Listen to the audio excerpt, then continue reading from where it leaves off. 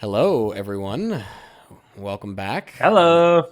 Hey, We hey. are Vrock'n'Gnoll. We play Dungeons and Dragons, have What? nerdy conversations about all sorts of things fantasy related and sci-fi on occasion, and just generally have a rabble-rousing good time.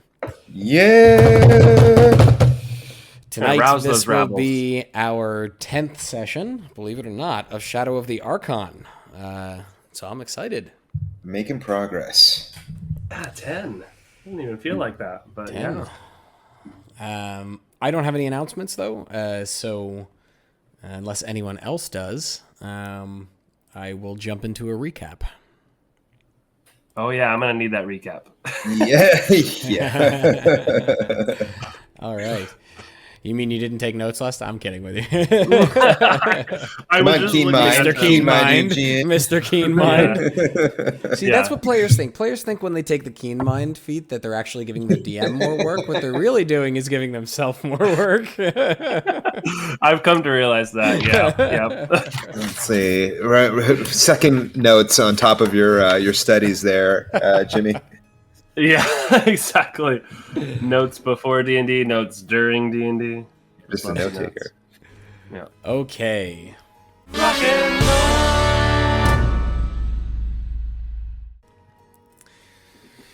In our last session, the party returned from the infested mine, which they had cleared, with more questions than answers. They chose to stash the unconscious blood mage, Olgo, in the banded house smeltery, leaving Eugene and Mikhail to guard him, while Melchizedek and Eredh returned to town.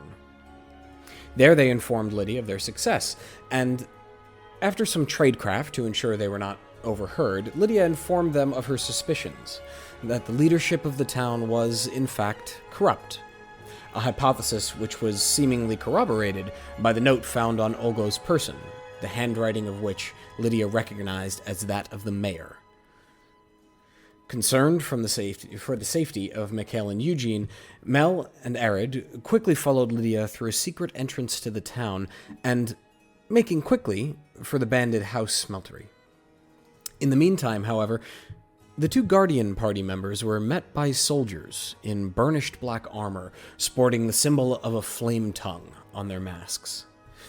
Identifying themselves as the Lightbringers, they quickly and forcefully took custody of the prisoner, executing him immediately, and leaving with the body, although not before delivering a message from Mayor Petrov Yankovich, requesting the presence of the party at the mayoral estate.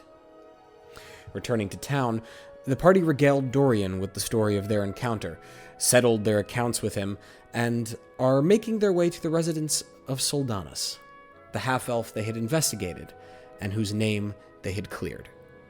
It is now the second day of your 7 days of reprieve before the mayor has requested your presence. What would you like to do? I thought we extended that, right? Yeah, you have 7 days before the mayor requested your presence on the following morning.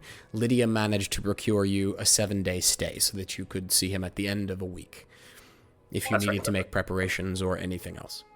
You are now on the second day.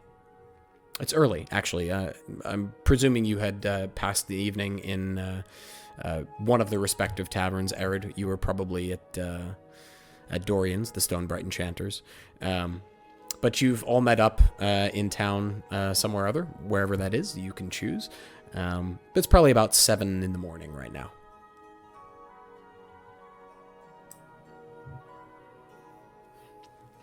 Eredh will pone, getting up, rub his ass. Ugh. Damn it. And he gets up,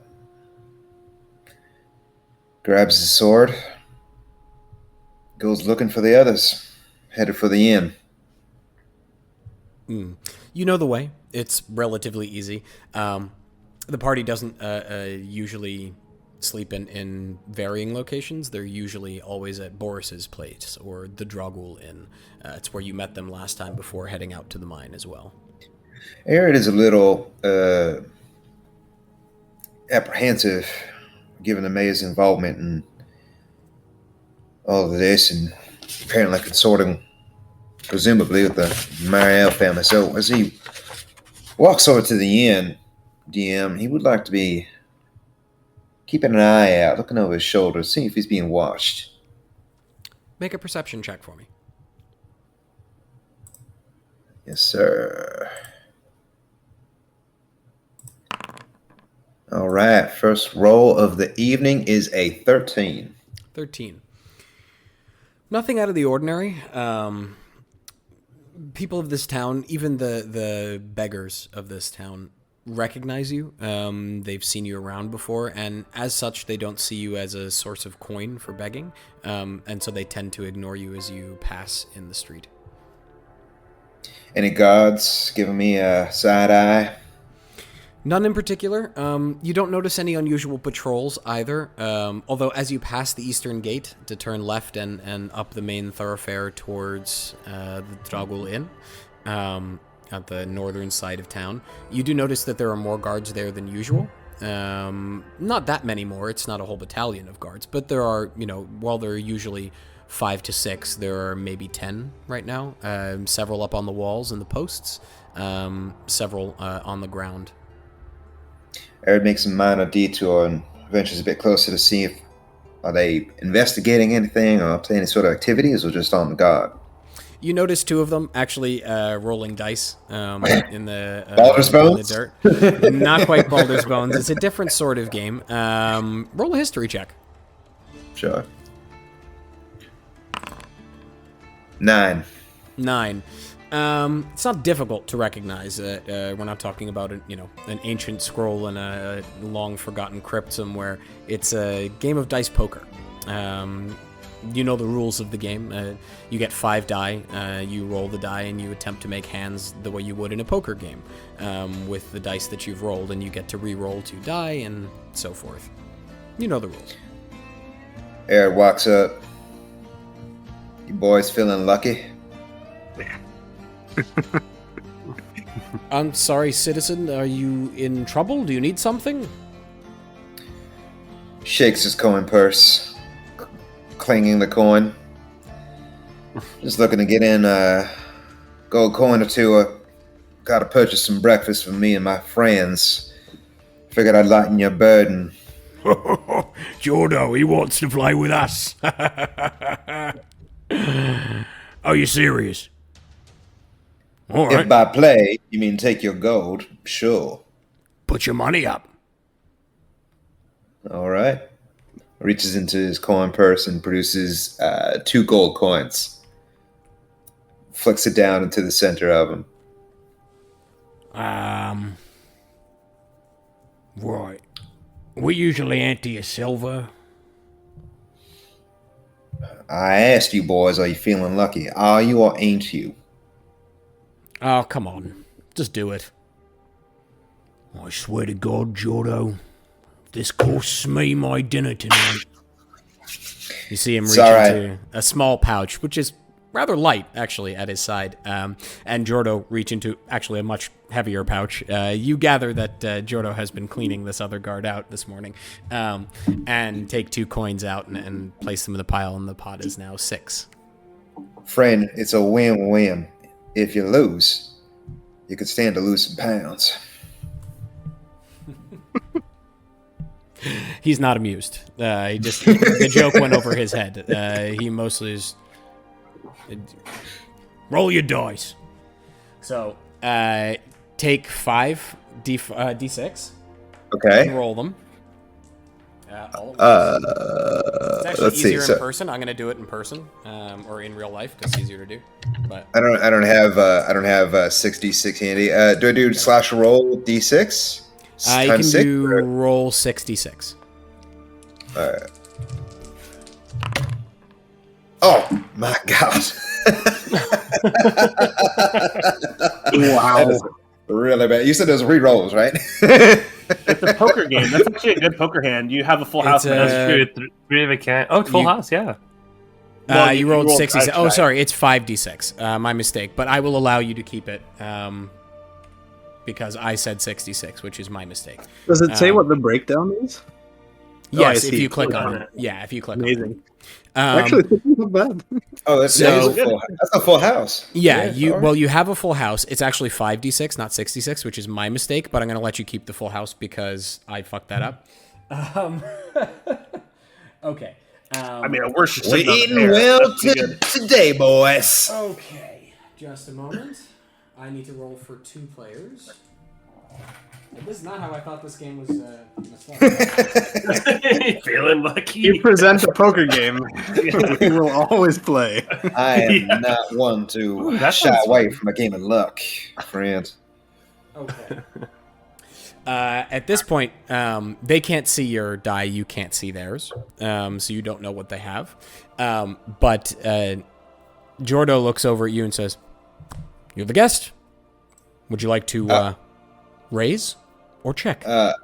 How would you like me to roll for my stony visage, giving away nothing? What is your charisma? 13. 13. Okay. That might affect how, if you want to persuade or intimidate in this. That's his eyelashes on him. Are you trying to get him to ante or to fold? I would say roll an intimidate if you want him to fold. Roll a persuade if you want him to ante. Or to raise. All right. I am gonna roll a intimidation. Okay, go for it. Give up now, boys. The game's already over. That is a 19. Okay, so Jordo just kind of looks at you with this really expression, like, I don't know about this. But the other guard, who's much larger, just goes, No way. Don't trust it. Don't trust it. and scoops his dice up and holds them in his hand and just looks at you with this sullen expression of, I just lost 2 gold to this shit. But Remember, Jordo is Frank, still in. You have won in a way. Jordo is still in, however. And are you going to raise or check? Eredh drops another 2 gold coins. Another 2 gold coins. Okay. Yeah, he doesn't believe you right now. That intimidation was, it actually threw him off. So he takes another 2. And he puts it in. He goes, all right, take 1 dice, re-roll it, if you want. Eredh picks up one of the dice and sets it back down without rolling it. I think I'm happy with what I got, friend. Well, I raise.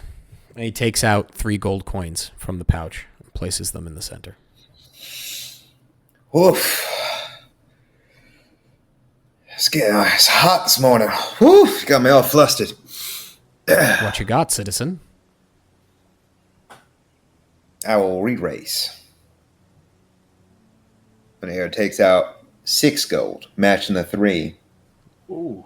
And putting another 3 down. No way, Jordo. You can't do that. You can't. Oh my god, you're doing it. And you just see as Jordo takes 3 gold pieces out and places them down in the center. All right. Put One on more order, die. DM. Do we even have this much gold? I think I might be playing with the party's loot.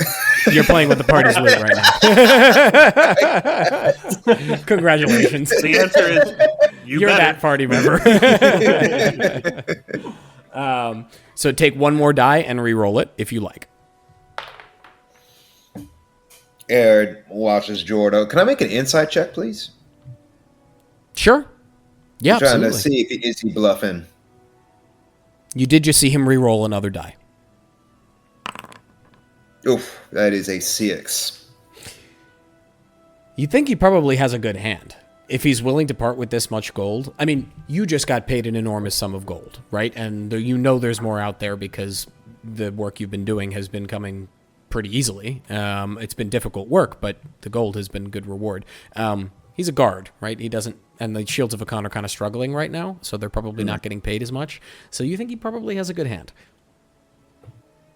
Okay. All right. Eredh folds his arms across his chest and washes them carefully, giving You're them the the last evil one eye. to raise. You show first. Fair enough. Eredh removes his cupped hands from the die on the ground. Read them and weep. Full house.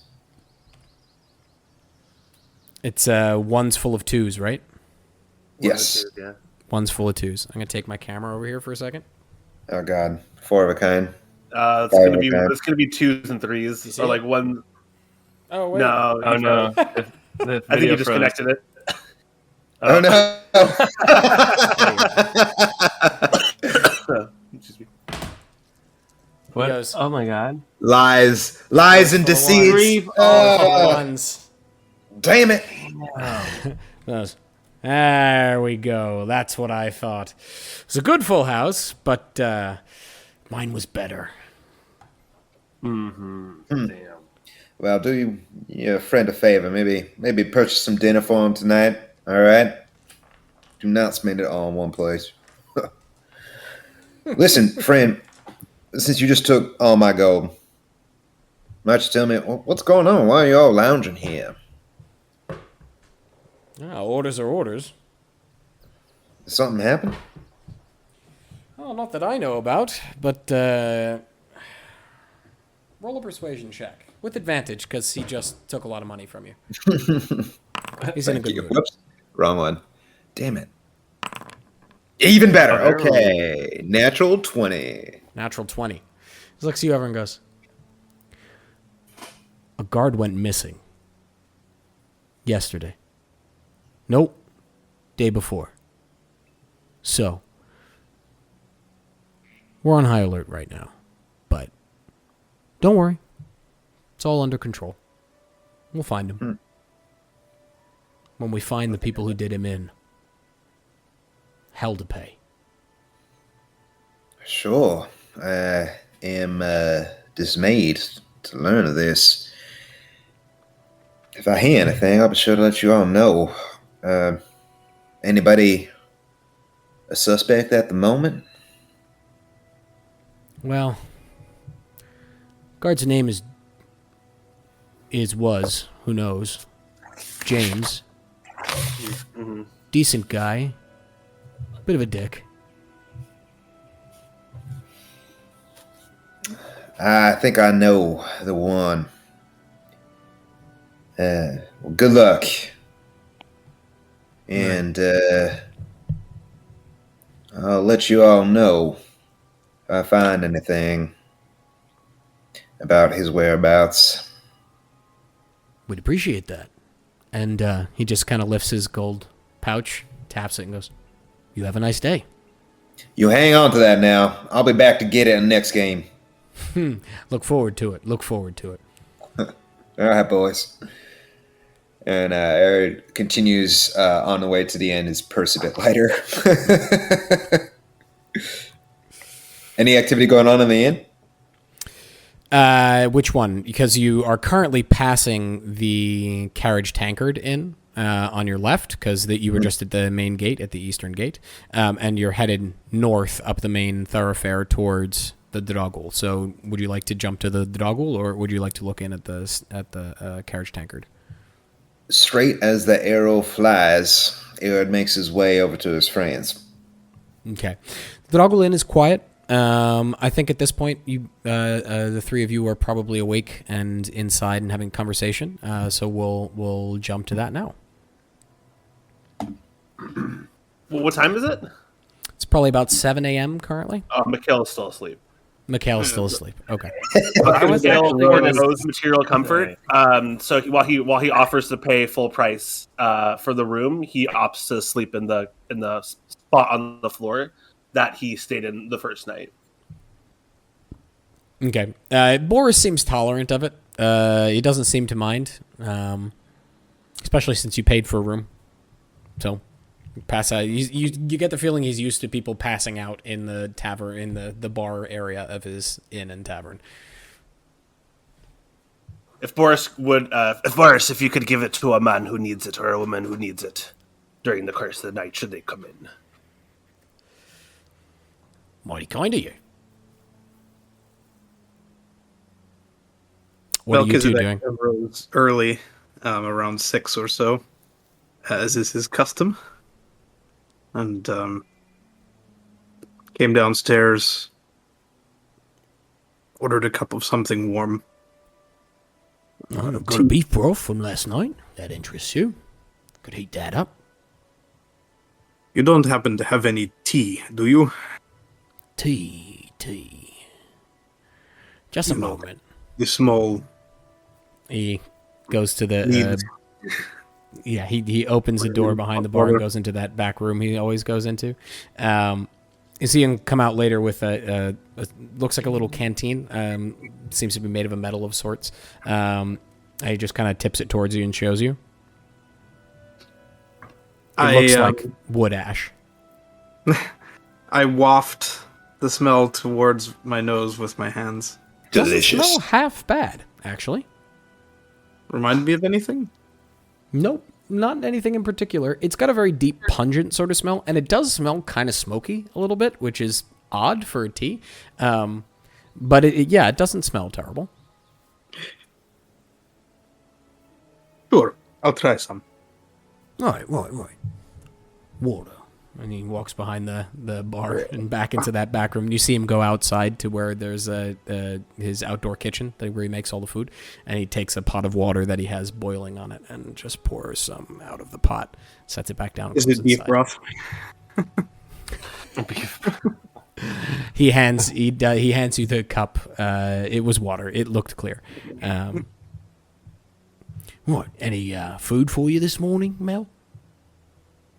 Perhaps later, when the others awake. All right. I try it. Is it any good? Yeah.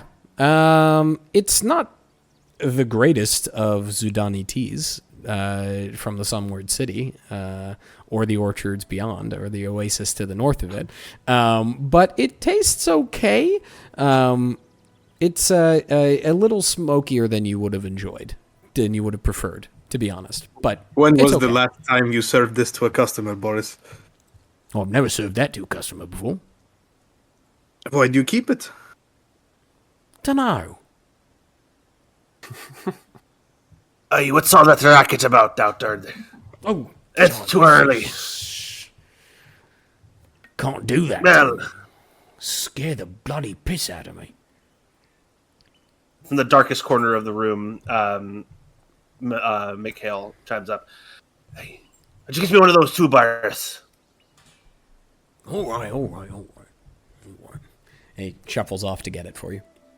Do you mind if I work over in the corner here? You don't seem to have any other guests at the tables? Borris is out of the room already. He's in the back room and stepping outside. Ah. He's never minded before. I take up a position at a table near a window where the light is coming in. And I take out my 2 crossbows and put them on the table. And from my knapsack, remove something I've been working on. I array the bolts of the crossbow in front of me. And like to work on a piece of it. I'm hoping to... I have the box that can hold the bolts figured out, and I'd like to attach a little spring mechanism to push them to one side. Roll a tinkering check for me. That's Dex plus proficiency? Yes. Alright, let me see. So, Dex. Ability check. That's nice. 16 plus 3 is 19 for Dex, and proficiency is 2, so it's 21. Yeah. What eluded you before was how taut the spring had to be and how to give it enough force without giving it too much mass. But this time you've figured it out. Something about seeing the water wheels in the mineshaft, the abandoned mineshaft, reminded you a bit of home. And that sort of inspiration just carries you through it, and you succeed.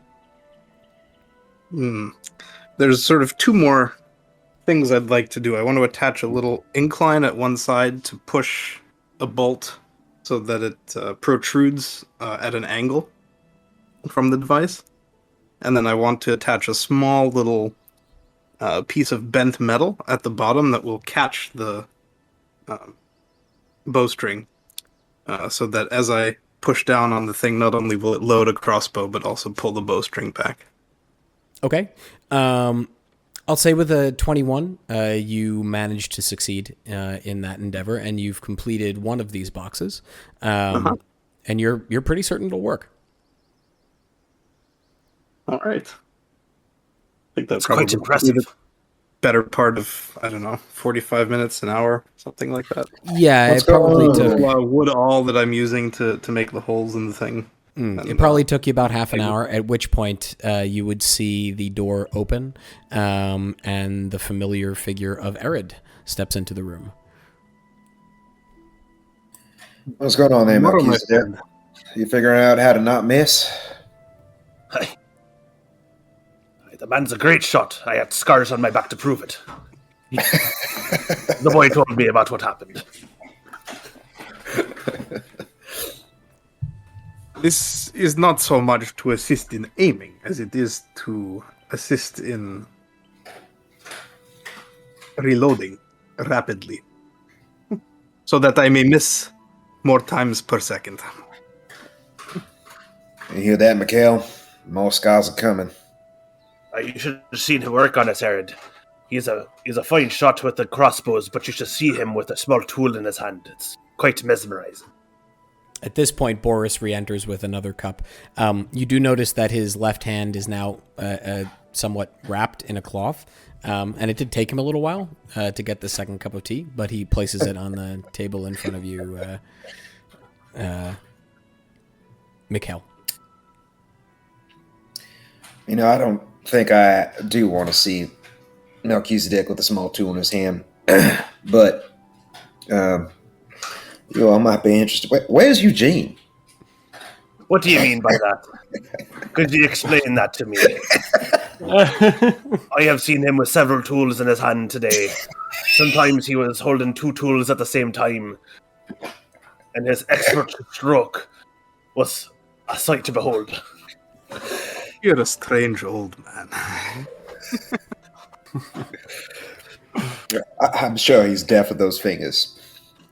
Where's Eugene? Eugene, are you awake yet? No doubt he's still abed. Eugene It's around is 7:30. awake, but he's in his room. I was hoping to copy a spell into my spell book, but then I just looked it up and it said it requires 50 gold pieces. But we have that magical whatchamacallit, pen, whatever it's called. You have the magic quill. The quill. Yeah. Does that negate the need for the 50 GP? Is that related to ink and such? Or It negates the need for the ink, but you still require the parchment to do it. Parchment. Okay. Oh, fair no, enough. you're copying So it I into will your not- book. You're not creating a spell. Right. I would just like to copy That it it into my negates the book. need for the ink. Yeah. Okay. If you wanted to, you could copy it in code. So no one else could use your That's spell. right. Yeah. Actually pretty You're on good. private cipher. That's pretty good. Cool. Yeah, it's pretty dope. Just a Pretty thought. DM tip. I will do that. I'll say oh, you know what? Can we this will take 2 hours. So I'm wondering, can I have done this before we went to bed or sometime in the night, or should I be doing I it will this allow you morning? to have done Whatever it before you went to bed. It would make sense. It would be fresh on your mind. You just purchased these. You're anxious Yeah. to get them into your spell book. Yeah, you would have done this before you woke up. That's something Eugen would lose sleep over. Yeah. Yeah. Yeah, Yeah. right. Easily. Happily. So Eugene's getting up a little bit late. He's gonna open up his spell book just to see that the spell is still in there, and he's gonna say Undaya and cause the quill to like show the cipher that he wrote, and just be like, "That's so awesome." And then It he's expands gonna, into the arcane formula that creates which spell did you copy? Oh, this is locate object. Locate that was the object. one I purchased. Yeah. And then I will be like, all right. And as I'm trying to put my quill away, I accidentally like prick my finger with it. And there's just like a little drop of blood. And I'm kind of staring at it. And then Eugene's kind of like moves his hand and it creates like a little line. Like a line of blood remains in the air. And then he's like really fascinated by that. And he starts to just move his finger around, sort of drawing this like symbol that he doesn't even really know what he's doing, but is starting to make like a symbol where the blood is remaining like suspended in the air, like a line of writing. And he just continues this for about 10 minutes, making these like sort of elaborate, otherwise unknown to him symbols, not from anything he's studied, sort of intuitively. And he's going to be doing the ritual for unnatural fortitude for the first time without knowing it, which allows me to put hit dice as temporary hit points. So he his eyes are turning kind of red, and he's just doing this ritual without even knowing what he's doing. Okay. How many hit dice are you using? I think I'm only going to use one because it's my first time, and I'm just sort of doing it without thinking. So cool. I will do that. How do I roll a hit dice in this again? Oh, you click hit dice probably? Yeah. Yeah, you can also just... Your hit dice are what, a D6, a D8? D6 probably? Probably. How do you find that out again? Sorry. It should say it on your character sheet. I see hit dice. It says I have 3... there. I can click on roll D6. right there. Click yeah, on it is a D6 plus 1 plus. Yeah, actually, I saw the little gear icon, and this is going to let me roll it this way. So there we go. Oh, it's only a 3. Oh well. Okay. But you can add 3 hit points to your temporary. So where it says plus temp under your hit points, you can put a 3. Sweet. Okay, cool. And then after that, he's going to kind of blink his eyes, which were like kind of red for a while, though he didn't know that. And kind of come back to realize it's 7:30 a.m. and that he's late to get downstairs and go, oh, I got to go downstairs. And like push the door open, run down the hall, and like clamber down the stairs again, trying not to fall on his way down. You all hear the pitter-pat of feet above you on the stairs. And then the clunking of the same feet as they come down the stairway. Mind the bottom step.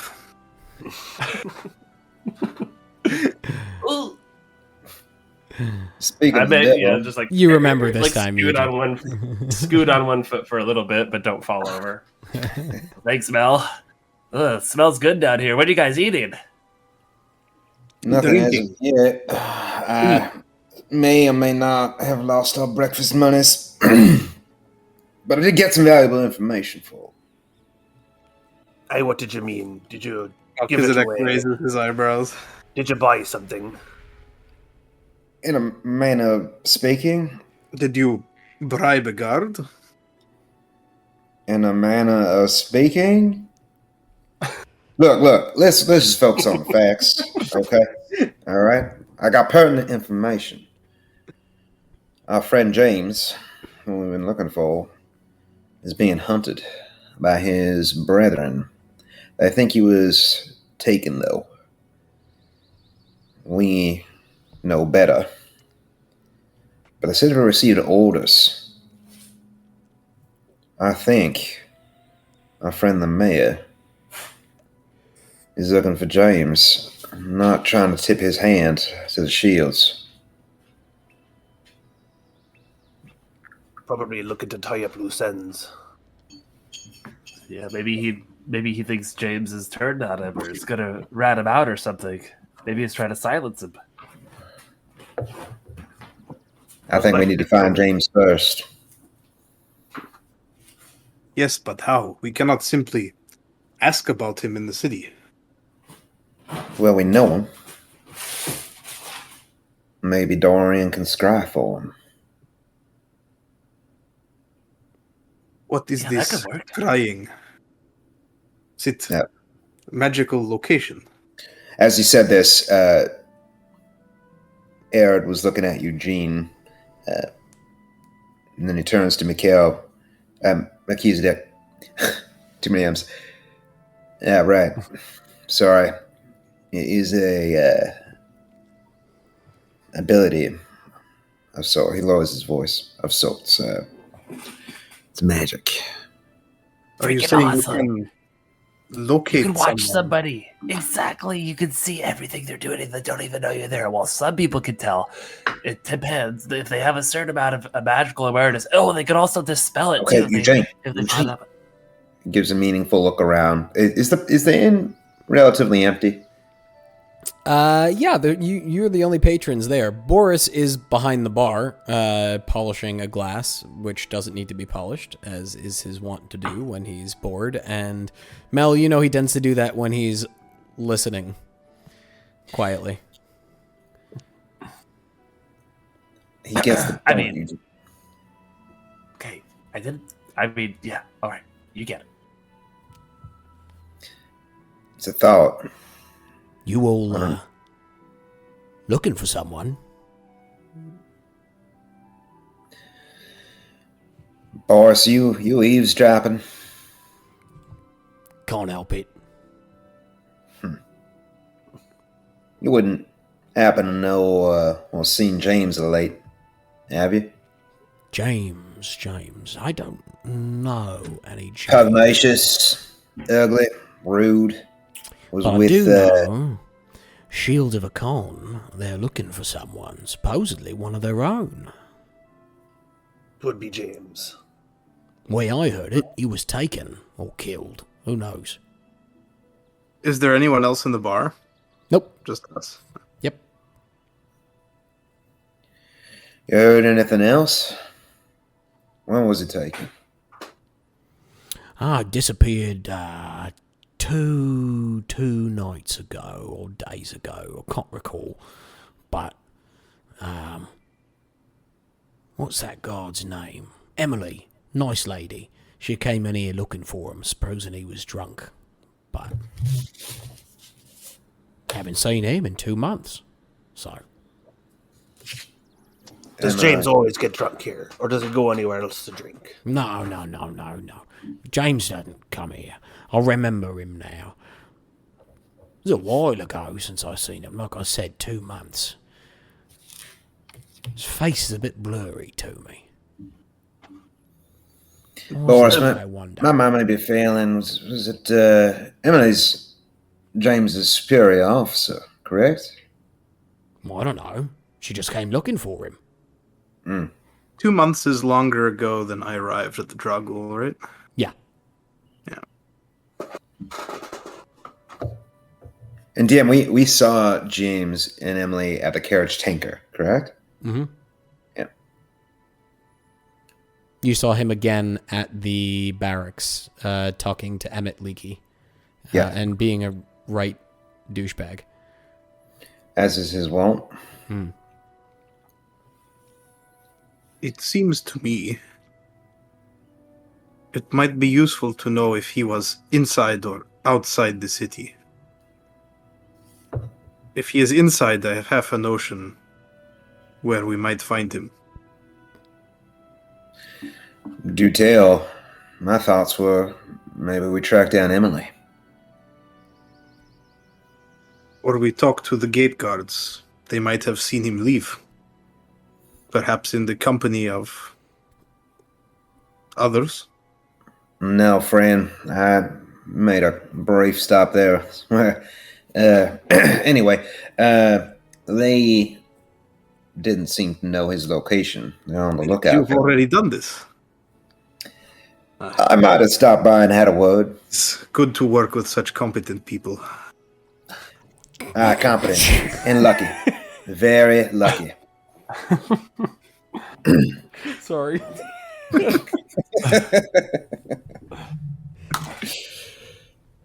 What are you thinking, friend? Who are you saying that to? Melchizedek. He said he had in mind where to find him. Well,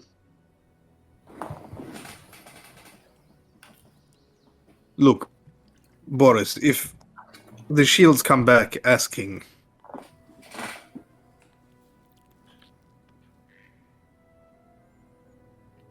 you didn't hear this from me, but James was mixed up in some Mel, funny...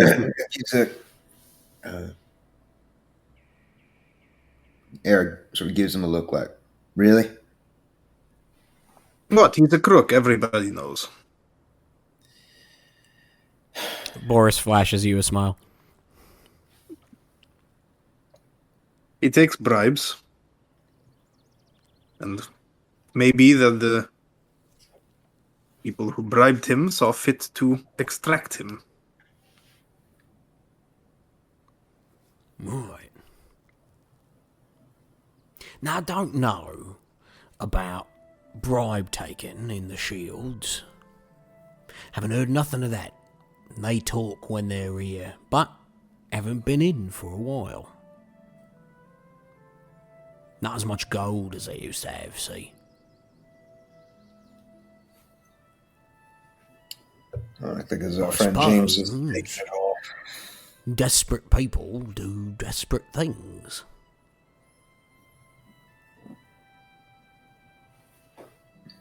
You notice Melchizedek gets very quiet. Well, appreciate. Go ahead, Mikhail. Oh, never mind. Go ahead. Appreciate the information, Boris. Emily didn't happen to mention where she might be headed, did she? No, she walked off back towards the barracks.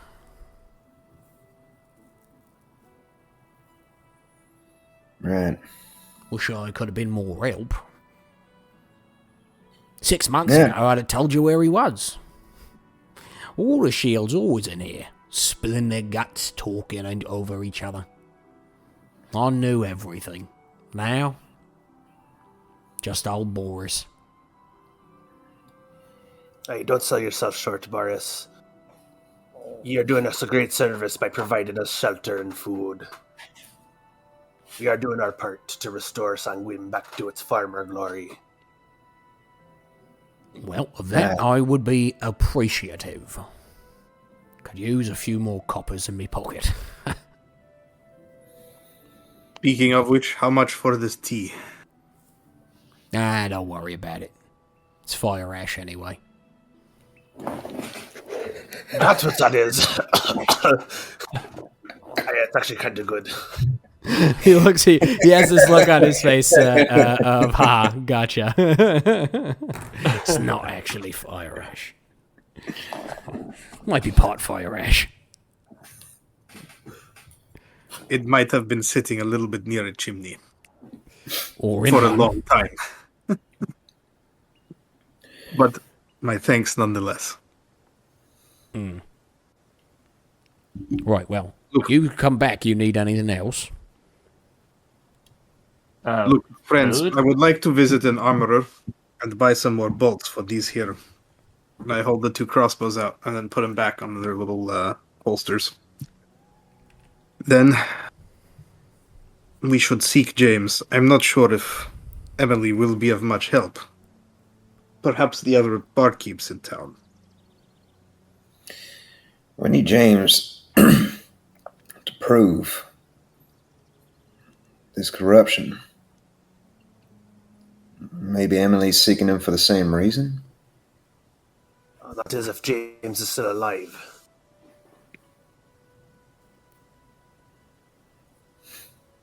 Sure. All right. Well, Melchizedek, if you got an idea where to go, let's get your bolts. And mind Mikhail's backside, all right? Would I know where to source such pleasantries? Yeah, given your time here in town, you have dealt with 2 stores that carry bolts. There's the Hammer and Spike, which is a blacksmith, and they are located in the sort of center-ish of town where most of the manufacturing is. They're not as reliable, you assume, as they were, a few years ago when all the mines were open, because there's less metal, but they do manufacture bolts. There's also the Center Emporium, which on occasion will receive shipments of things like bolts and simple weaponry from other parts of the continent. Which one's on the way to the barracks? Or close to Dorian? Neither. So the Center Emporium is back down the main thoroughfare towards the eastern gate. The Hammer and Spike is central to the town, so you would leave, then take a right again down the main thoroughfare, and then take another right into the center of the manufacturing district, at which point the barracks would be north of you. All right, let's go to the Hammer. Okay. If you all don't mind. We'll take the long way to the barracks. Sure. All right, so no breakfast then, eh? May have spent our breakfast money. Oh, Look, let's focus on the task at hand, Eugene. Yes, bribing those guards. Right. Bribes. Well, okay. Let's go. We can pick something up on the way if you're really hungry. No, We have I'm these- good. Eugene's stomach growls. Small bread rolls with eggs and, if you're lucky, some kind of meat. Ugh, okay. I'm doing short ribs tonight. Big rack of them. If you're going to be around, I'll cook them up then. Inspiration to survive one more day. Borris, you are an angel. No one's ever accused me of being an angel. Right, How off with dare you. they. Off with you. The door swings shut behind you. It's a gray day. Is it me or have okay. Borris's innkeeping standards improved of late? You know, it does seem to my bit chipping now that you mention it. Maybe he just likes having more custom than he's used to getting in this otherwise dead town.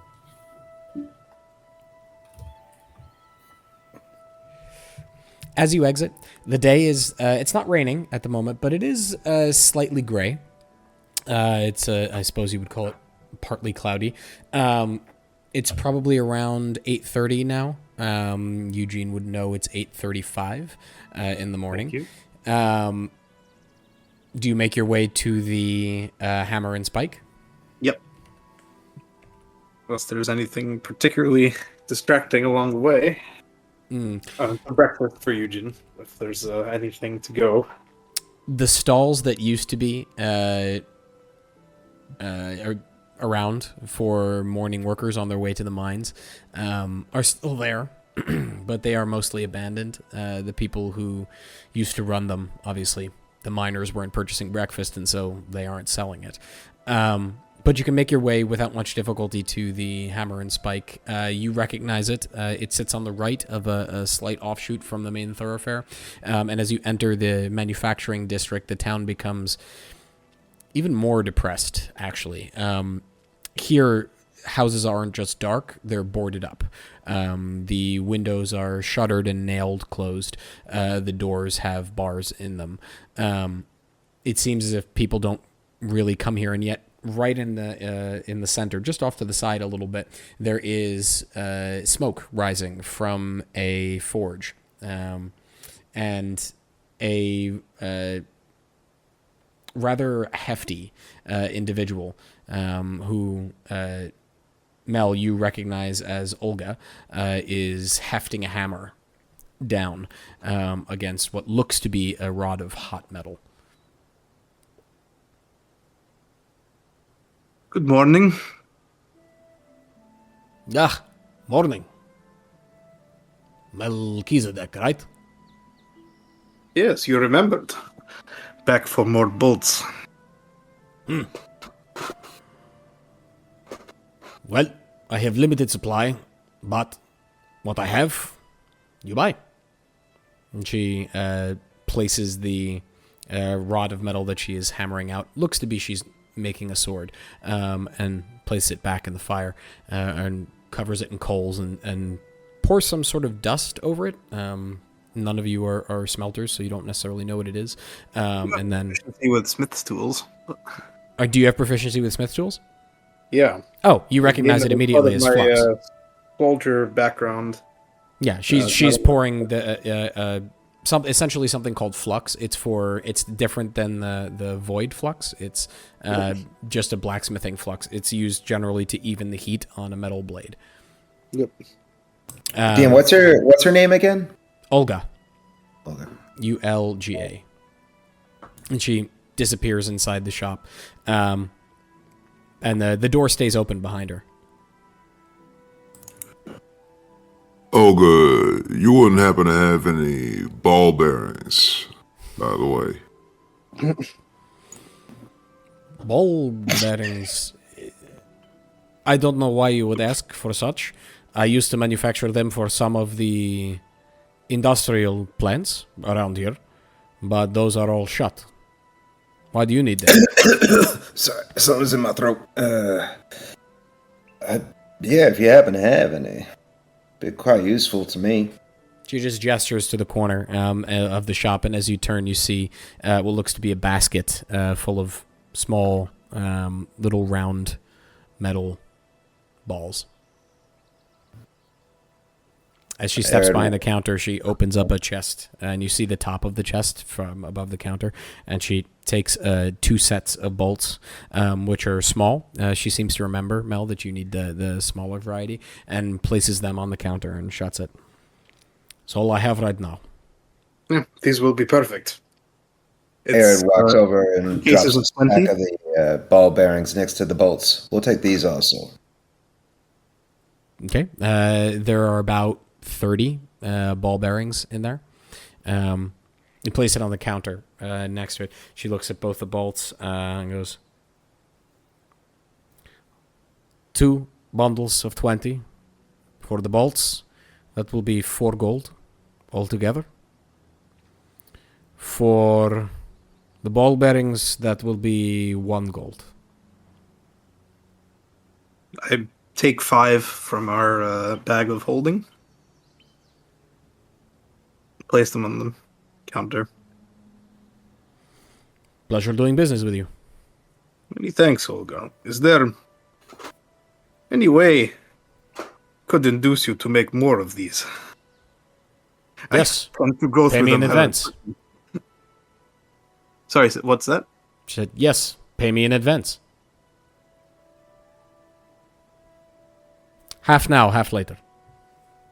I think we could do that. How many do you need? Let's say another 60. 60. So 3 gold now, 3 gold later. I hand her another 3 gold. All right. I must find the shafts. I will talk to Justin, who used to be the Fletcher. But if I can find him, then I will have them for you in about 4 days. Perfect. I'll return for them then. Great. Out. These swords you're making, do you have much business from the shields these days? I think the shields have business of their own. But I am not one to talk about their business. Or anyone else's, other than my own.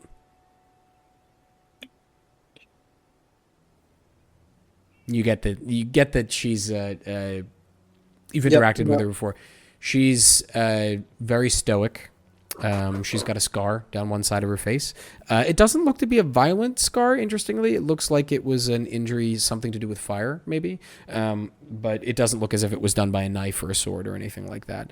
Her clothes are dusty, and there's the occasional burn mark on them, but she wears a large leather apron that covers her all the way from her neck all the way down to her ankles. You understand, to protect from sparks as she hits or shapes metal.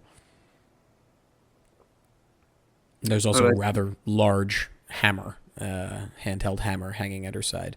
You don't get that it's a weapon, but you assume it probably could be used as one if she needed it to be.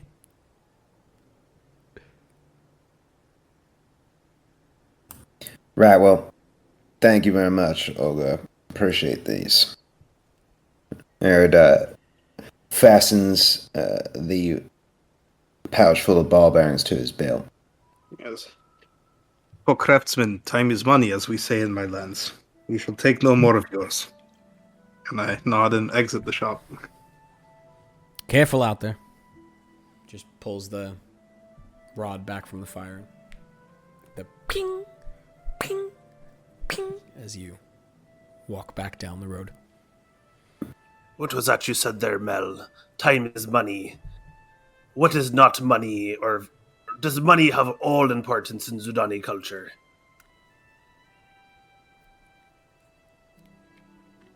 On the contrary, it is everything but money which has importance. But nothing can be obtained without money. It's just something I noticed. It's held a very dear importance to you. I actually had a question for you, though. I see you're skilled in crossbows, but are you skilled in any other sort of swords or armaments? I take out the short sword that I carry. I use this on occasion. Every Sudani soldier has such a weapon for close quarters combat. What about shields, though? I had this idea for my shield. I gotta move. Actually, do you want to try it out? Eugen, come over here. What? Okay. This is really the place, Mikhail. And We're right outside. We're right outside the shop, right? You've walked away a little bit. Okay. Okay, Eugene, stunned right here, and Mikhail moves you just like with the shoulders to kind of the side to a bit, and then stands right next to you and holds a shield in his hand. So I want to do is I want to try to protect the boy. Try to stab him. I want to see if this works. Try Stab me? I mean, I admit I've been frustrated with Eugene enough to want to on occasion, but really? I'm not sure this is a good idea. It'll be fine. I've seen your skill with a blade, but I thought this shield was... Well, I thought it mostly for show. It is a dear shield of mine. I have the symbol of... Well, I don't quite understand what the symbol means, but it means something great to me. And it's on the gold coin that Dorian gave. So whatever it is, it's important. But yes, you're right. I haven't been using the shield in a defensive manner, but I had this idea. Stab him! Just try to stab him real quick. If you'd like to, roll attack. Eugene's looking really nervous, but trying to be cool. Trying to act I draw the short sword. I throw it into the air, so it flips over a few times and catch it by the handle. Dexterity check. Yeah, you're not a bard anymore, buddy. Come on. Dex check, alright. Oh wait, I rolled it from party loot by accident, but I rolled a 14, and it would be plus 3. So 17. That's party loot. It's pretty graceful. As you open the bag of holding it, it flies out and flips in the air, and you catch it. Exactly. That's the twist of this campaign, guys. Party Loot was a character the whole time. I knew The it. most important character. For the listeners, in our virtual tabletop, which is Foundry VTT, excellent. They don't sponsor us, not sponsored. It's a personal recommendation. We sponsor that. We have a character in there called Party Loot that all the players have access to. So that's the joke. Anyhow, go on. Mighty dexterous he is too. Indeed. Yes, you flip the sword with relative ease and catch it. It's quite graceful. So I kind of want to feint, like go to attack Eugen with my left hand, and then toss the sword over to my right, and just for show, not to. Okay. With a 17, make it harder to block, but yeah. Now I'm ahead holding and the roll an shield. Is that right? You handed it to me to hold. No, the I'm shield? holding the shield. You're holding it in front of me. Got it. Be still, so he can strike you with the sword true. all right. I roll an attack, non-lethal damage. Okay, go for it. Use my reaction to thrust the shield in the way and impose disadvantage on it. Okay. Roll with disadvantage. How do I give myself disadvantage on an attack roll? Roll, You and then you roll hit it, the yeah. negative zone. Oh, There you gotcha. And then that's 14 hit points. What's that? 14 to hit. 14. 14 Eugene, probably is. what's your AC? 11. 11. So you see what I mean when I stick my shield out like that. The pommel strikes him on the side of the head. Yeah. You get the idea that even though you feel right here on the side of your neck, that if damage hadn't been intended, damage would have been done. But there's sort of a dull pain in your neck, and you rub it, and it's going to last a little while, but there was no real damage done to you. I'm not sure what you're playing at, old man. That's the move, you see. I stick my shield out and I prevent the blow from striking it. Isn't that right, Eugen? Eugen. It didn't work at all. He hit me. That hurt. Well, why were you standing there taking a strike from a sword? What? I'm sorry. Take this as a lesson learned, Eugene. Who is more foolish, Eugene? The fool or the fool that follows the fool? Maybe let the soldiers handle the frontline combat going forward. Oh wow, Did you you guys see what know I so On much. the shoulder. I have much to learn from you. Oh. I'll take notes. Okay. fool Where are you on your follows way the to? fool. If we're done stabbing everyone, Melchizedek, you have a destination in mind, right? You think you know where James is? Well, I had a notion that perhaps he was taken by the mayor's men. The Lightbringers. We will likely not find him till we accept our invitation. I don't know that I agree. Not a bad notion, but then why post all the extra guards? Just a show? A deception? Well, is it the mayor who looks for him? Or simply Lydia? A fair question. If it's Lydia, well, that makes a big difference. And you might be right. I think we should pay a visit to Emily. I think so too. Borris says she's at the barracks. Let's be off. Yeah, let's go visit Emily. Okay. Wow. Okay. How are you getting there? Are you going directly north through the industrial sector, or are you going back out to the main thoroughfare and then headed north? I would be inclined to take the thoroughfare. Yeah. If we take the thoroughfare, will we also pass the Emporium? The Emporium, so when you come back out of onto the thoroughfare, if you took a right, you'd end up at the Emporium and then eventually at the East Gate in the carriage tankard. If you took a left, you would pass Borris's place, the Dragul, and eventually end up at the barracks. Okay.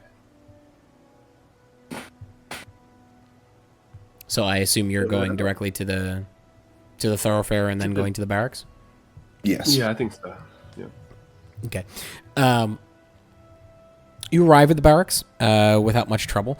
The streets are familiar to you at this point, particularly the thoroughfare. You've been traversing it a lot. Still muddy? Yes. The entire city is still has this sort of like inch, a half an inch to inch layer of mud that just seems to self-perpetuate. And you've seen it actually. Borris every morning seems to shovel it away from the paving stone that he has sitting in front, and every morning it seems to be back, no matter what he does. But the barracks is in front of you. It looks just about the same as it always has. The doors are currently closed. What would you like to do? You know, to walk up and knock on the door. Hello? Takes a moment, but you hear voices inside and movement, and eventually the door creaks open, and you see inside Emily, who is standing with a piece of paper in her hand, or parchment in her hand. It's you. So it is. How Do you are need something? Who looking for you? For me? Well, just stand in the mud. Come in. And she turns and walks a little ways inside and sits down at her desk that's just inside. You see there's a bunch of desks in there. It's almost like the... there are a group of desks in a row where individuals from the Shields of Hakkan will meet with people who bring in reports or complaints or whatever it is they do. Is anybody else in the barracks? There are. There are other Shields of Hakkan. Some of them are officers like Emily sitting at their desks and speaking with people. Some are just regular foot soldiers who are changing out shifts for the morning and headed home. And do you suppose we might speak privately?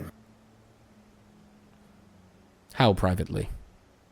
Upstairs privately or elsewhere privately? He looks around. Is there anybody upstairs? Lydia? Sure. We can go upstairs. Okay. And she stands up and takes the parchment in her hand, puts it in her desk, and closes it. You see her take a key from around her neck and lock the drawer and put the key back and goes up the stairs. Did you want to speak with Lydia or just me? Well, just you for now. All right, then we'll go this way. Instead of going through the door at the top of the stairs, she takes a right down the hallway, and you end up on the balcony that overlooks the courtyard in front of the barracks. All right. My interest is piqued. I'm all ears. We were at the Dragul Inn this morning. Heard from Borris.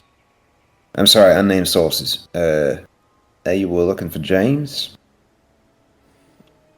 Yes, he's one of my direct reports. He didn't show up for duty.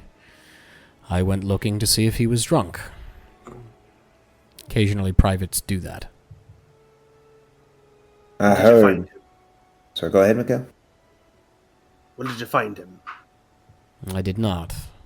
And I'm beginning to think that either he doesn't want to be found, or we are not meant to find him. I posted guards at the gate in case he tries to pass through, or anyone suspicious comes. Was he last seen inside the city, or leaving it? I do not know. No one seems to have seen him at all. your orders to find him, do they come from Lydia? No, they come from me. This is my mess. I need to clean it up. Melchizedek nods. Emily, this might come as a shock to you. James was mixed up in some foul business. You see her eyes narrow. Just looks at you. Before she had an appearance of trust somewhat, she looks at you now with doubt and a little concern that you may not be who she thought you were. Okay, that's concerning. You recall we were helping out Mr. Leakey when we last saw you in the barracks, correct? Yes. Well, we found his dead wife with your help. We found out who murdered her. And James is involved. James killed someone. Not directly, but he was part of it. Okay. Well, I was about to say there's no chance he doesn't have the spine. But It's all talk, that one. this murder, it was not a random act of violence. I know, I saw it. Not the murder, I saw the crime scene. I was with you, remember? I mean, the one who did it. Did you find him? We did. I don't think that he acted alone. Well, he acted alone, but in service of someone else's goals. He was Ooh. employed.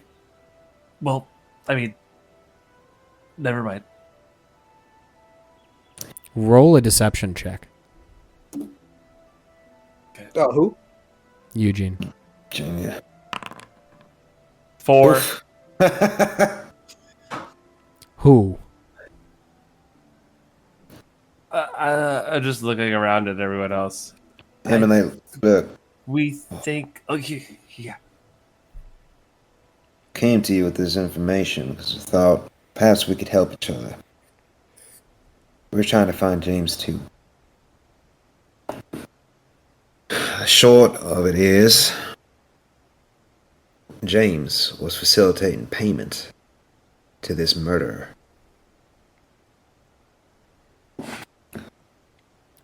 Take a moment to digest that. I know it's a lot. Payment from whom? We can't say. If my men are For being your- turned against me, I need to know. Or I can't stop it. The more you know, the more danger you're in. Emily, if they can get to James, they can get to you. Don't patronize me, I'm not 5.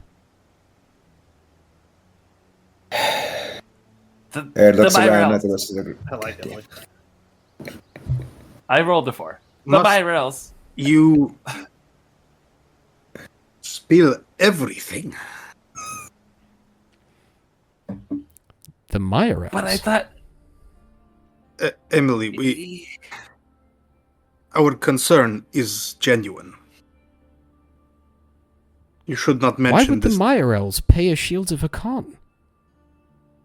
These are questions we are also looking They for left the the answer town to. long ago. Well, months ago. Perhaps their interests did not leave with them. But nonetheless, they did not wish Miss Leakey killed. But she was caught up in blood magic, which they wished used in service of some nefarious goals or other. And Okay. for this, they paid the mage who did it. And Where James is was this the one mage? who carried the payment. I have some questions I would like to ask him. Well, unless you can speak with the dead, I don't suppose you'll be able to ask him. You killed him. He drew the...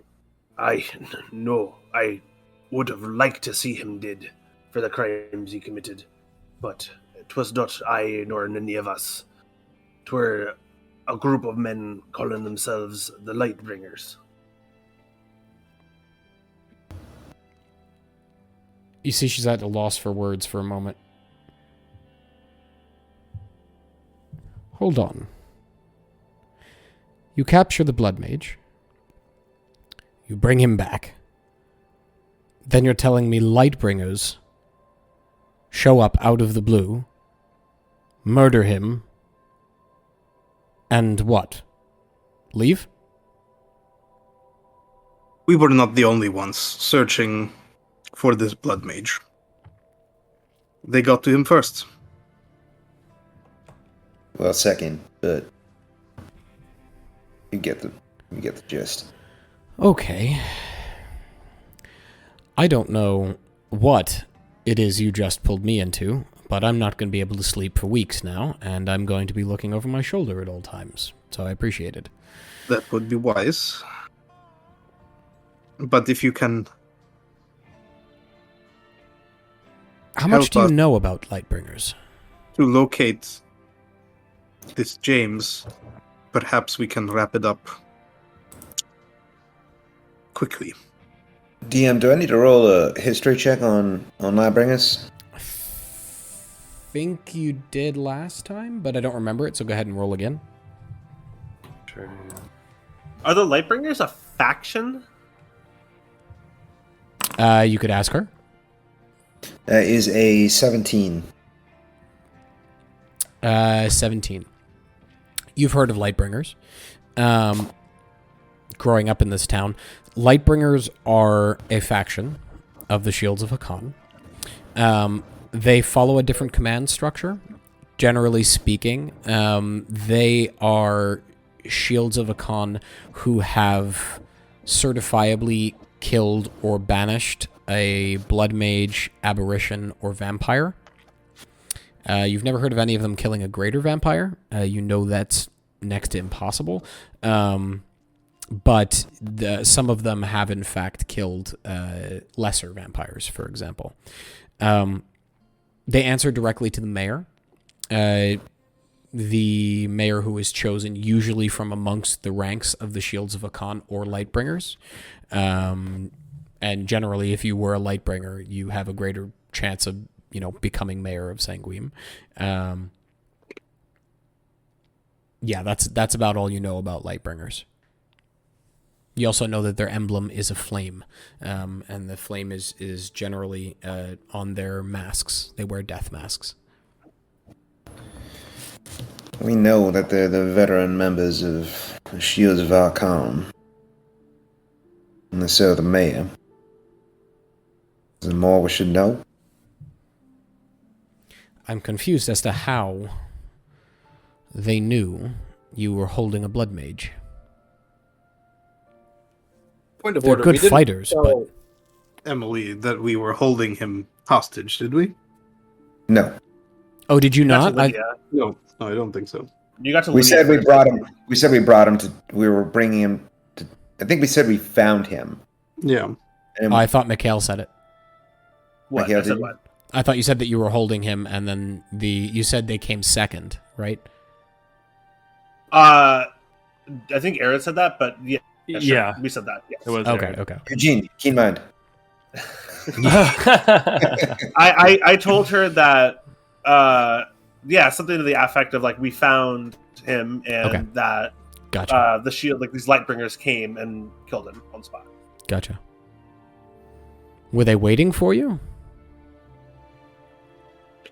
Presumably you found him and then they took him from you. Between wherever you found him and the barracks, I assume you were bringing him to Lydia? Eredh looks at Mikhail and Eugene. Eugene looks at Mikhail. Well, Well, what happened was we found him. We found him and defeated him. And we took him to a secure place. And somehow these Lightbringers tracked us to the secure location to which we are holding this man hostage. Right. That's right. That's the truth. You bring up a really good point, though, Emily. How did they find us? Maybe they had a tracker of some sort on him. Or on us. I suppose anything's They wield possible. the power of mages. Perhaps they performed some magics to locate him, like you were suggesting. I am no mage, but I've heard of such magics, and frankly, they scare the shit out of me. Emily, it's important that we find James. Well, There's no way we can bring the family if justice. what you're saying is true, there's only one place that makes sense. The Lightbringers must have him. They must have taken him as a collaborator, or perhaps they are dealing with corruption at the moment. They take on tasks of their own. Often they operate in units, and they have their own operational command. We're not privy to their orders or movements. They would abduct a Shield of Hakkan, one of their own. If they thought him to be a Blood Mage collaborator, yes. Which It makes means- sense. He is either dead or he's at the mayoral estate, which means we'll probably never see him again. And that's it. What do you want me to do? Storm the mayoral estate? If I gave that Maybe. order... I couldn't give that order. The men that Then would who? abandon me. Lydia? Lydia's got enough to worry about. We would need She couldn't solid give that order evidence. either. We would need in what's the word? Incontrovertible evidence of something like that in order to draw the I Shields don't of know what Hakkan that to means. attack. Yes, one time it says a word. It means like you can't negate the word. Irrefutable. Ah, irrefutable. Ah, irrefutable. Irrefutable. Well, That's the word. Eugen the Walking Thesaurus. I suppose then.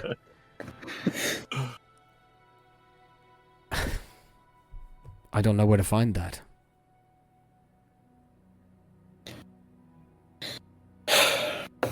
Right. Well, I suppose we have an idea what to do. Or at least I have one. I did have an unrelated question, although now it seems somewhat unimportant. Have you spoken to Soldanis yet? We're on our way No. there. Not yet. I always liked that man. He was good to my father. You should check on him. We'll pass along your greetings. I would appreciate that. And listen, Emily, patronizing or no, you take care, alright? I meant what I said. If they can get James, they can get you. And if that's your attitude, James being lost, someone's likely to be of a mind to think the same if you go missing. Perhaps don't raise too much of a fuss. And let us do the digging. Aye. A wise idea. If you need me, put an X in chalk in one of the windows of the Dragul Inn. I take it you're staying there? I nod. I think this is probably the last time we should speak publicly. Agreed. Emily, can I ask one favor? If it's possible. Could you make sure your guards aren't around the mayoral estate for some time? My guards are never around the mayoral estate. The Lightbringers take care of it. Of course they do. Okay. What if we Eredh. were to... It's suicide. I don't know. What if we were to spread a rumor? Something that would draw out the Lightbringers from the estate. I'm sorry, Emily. We don't need to involve you in this. Eredh just smirks at Emily. Don't patronize me. I'm not 5. Nice. She cracks a smile now. Right. You take care. She pats you on the shoulder as she goes by and walks down the stairs, and she gives you this look over her shoulder like, fucking smartass. And I think we'll take a tight 5 right there. All right. If that works for everyone. Cool? Yes, sir. Fantastic. Good.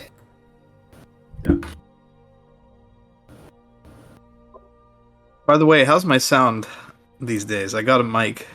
Good. It's great. We're coming in clear. Fantastic. Yeah. Damn, I noticed that actually. Yeah. I was like, Okay. it sounds better. I wasn't sure if like my volume settings were different or something. I finally got a hold of one of those Yetis. They're great. Yeah, they really are. You should get the voice changer. Yeah, that too. Wait, is it also from Yeti or is it just a... So there's this free program called Clownfish, and then you could just set it to your speaker. Requires a little bit of futzing around with, but yeah, you can do all kinds of different voices. And if you want to get real fancy, you can mix and match like 3 different presets. You can make your own. So if you want your character to have a certain voice, you can. That's pretty really, fun. I might it's- use that for the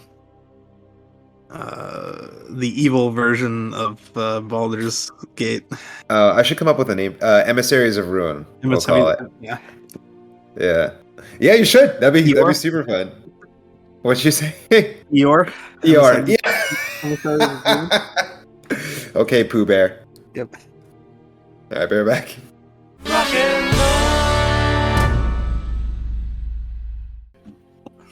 Sorry, what did I come back to? We're talking about dinner, I think. Thanks a lot. Now I'm hungry. Carbonara. I know. Carbonara sounds so good right now. Yeah, but with no cream. Oh, no cream, huh? No Why- cream. why I would you just bought some guanciale at Italy. Oh. Why would you put creamer in your carb? Some people put cream in their carbonara, and Why? also some people are monsters. Whether those two groups coincide, matter of opinion. Carbonara is it's 3 ingredients. It's I agree. spaghetti, eggs, and pancetta, or like pork Pancetta, shoulder, yeah. or like Some bacon. If pork you have shoulder. it. Guanciale is my favorite. The cheek of the pork. Mm. So good. Okay, now that I'm hungry, Right. I know Got shit. some chips. DM's gonna be talking around a mouthful of chips, guys. Funny. okay. Everyone ready? Ready? Bring it Ready back. to go. You have wrapped up your conversation with Emily. She has asked that in the future, if you wished or need to speak with her, that you do so covertly for everyone's safety.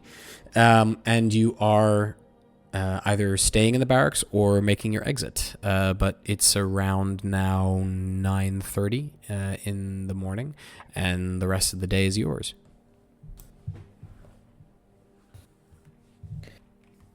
Well, we should probably go check in on Soldanis. It hadn't even occurred to me that he might be in danger also. He was mixed up in all this. Yeah, we should go. We should go check on him. He might have been taken. Suppose we'll find out. Any objections? I hope pit he was not stops? taken. There is one who depends on him. Let us make haste then. Okay. Again, with relative ease, you make your way to the district in which Soldanis lives. He's just on the far side of the industrial sector. He's actually just about 10 minutes north of where you grew up, Eredh.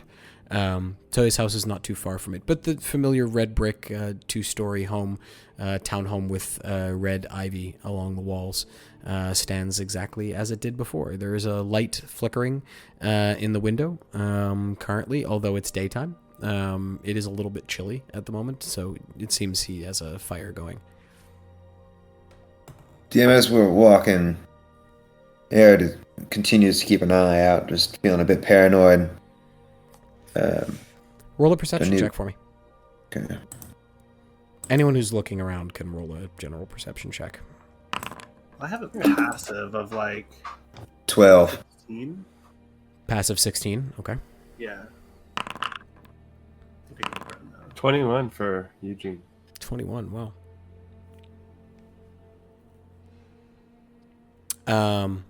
Okay. Eugene, you swear out of the corner of your eye, you see, as you walk towards Soldanis's, someone dart into the shadows around one of the houses behind you. It's only out of the corner of your eye, though, and it was like barely a hint of motion. You just kind of move to see someone or something disappear. Eredh. What? Tap Eredh. I think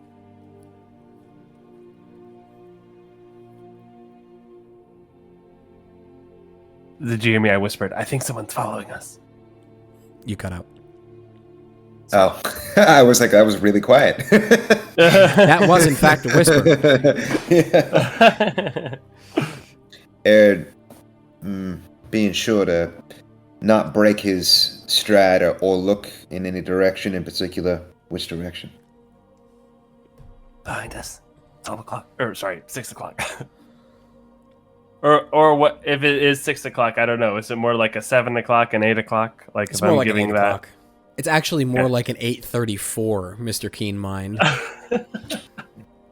Southwest. Yeah. 8 o'clock.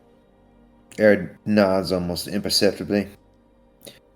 You all going through the front door, check and see on Soldanis. I'll head around to the back, summon Everest, and see if she can spot our tail.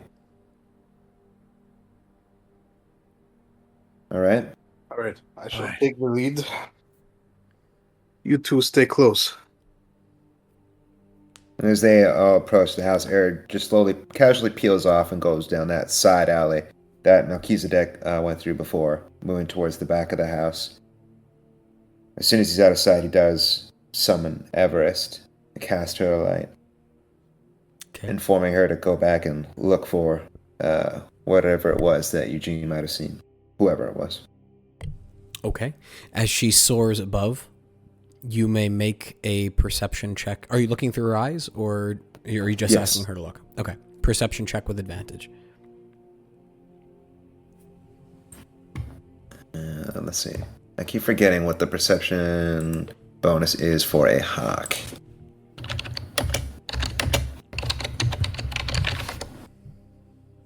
Deploy drone. Right.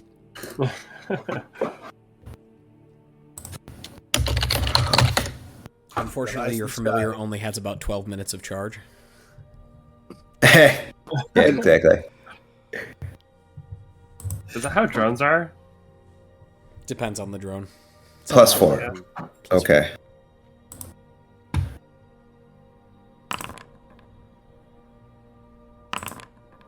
That is a 16. 16. Nothing overly odd. You see in several individuals in the alleyways, but they're not moving and they don't look hostile. They seem to be huddled up with blankets over them. One seems to be sort of bent over and retching to one side. And Soldanis' house seems, if you are looking at that as well, quite quiet. There are no lights in the windows upstairs. There is that one light in the front of the house that Everest spots, and you can see through her eyes. But nothing overly out of the ordinary. If there was someone there, it's either Eugene's mind playing tricks on him, or they are particularly stealthy. Okay. Ed posts up in the back of the house and lets the rest of the party do as they will. What would you three like to do? Walk up to Sardonis' door and give it a rap. Okay. Hey, Soldanis, what do? We're coming over here to rescue you. Soldanis, you're the man. Yes. Soldanis.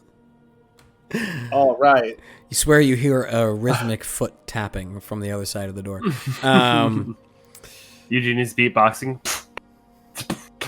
Stall off. All right, now, all right. I'm coming.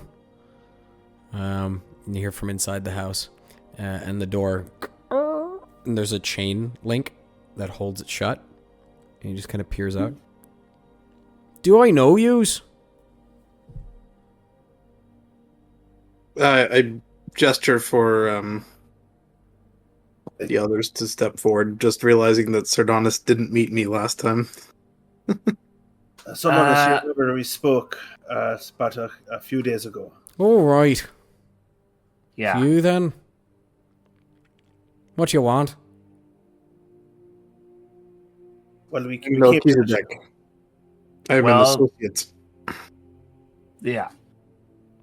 You see the door shut. You think for a second he's closed it in your face, but you hear the chain being unlatched from the inside. It swings open. He sticks his head out and looks around. Where's the other one? couldn't make it. Don't tell me he died. No. No, he's alive and well. He's just on a walk right now. Right. I like that half-elf. He's like me. Made a way for himself. This Well, is I our friend suppose you Mr. ought to come inside then. He steps back. Thank you. You looking Kind of around cold out here. from last time. You notice it's not quite as dirty as it was. The dishes that had been piled high by the wash basin have been cleaned and are stacked on their shelves somewhat haphazardly. But the layer of dust is mostly gone. There are spots that are still could use a little dusting to the keen eye. But he seems to be in holding himself in a little bit better shape than he was last time. Well, now, I asked you what you wanted at the door. I didn't get an answer. I'd like one now, if you don't mind. I mean, mostly we were just trying to make sure you're okay. You're making Everything sure I good? am okay. I'm fine. Except for people randomly breaking into me house and fixing me clocks. Well, that's not the worst Deck thing. suppresses a snort. It's not the worst thing that could happen. Seems like they did you a kindness. Did me a kindness. Yeah. Fucking thing. Went off in the middle of the night. Nearly had a heart attack. Did me a kindness. I need kindness like that, like a fucking hole in me head. I'm sure that whoever was responsible for such a dastardly deed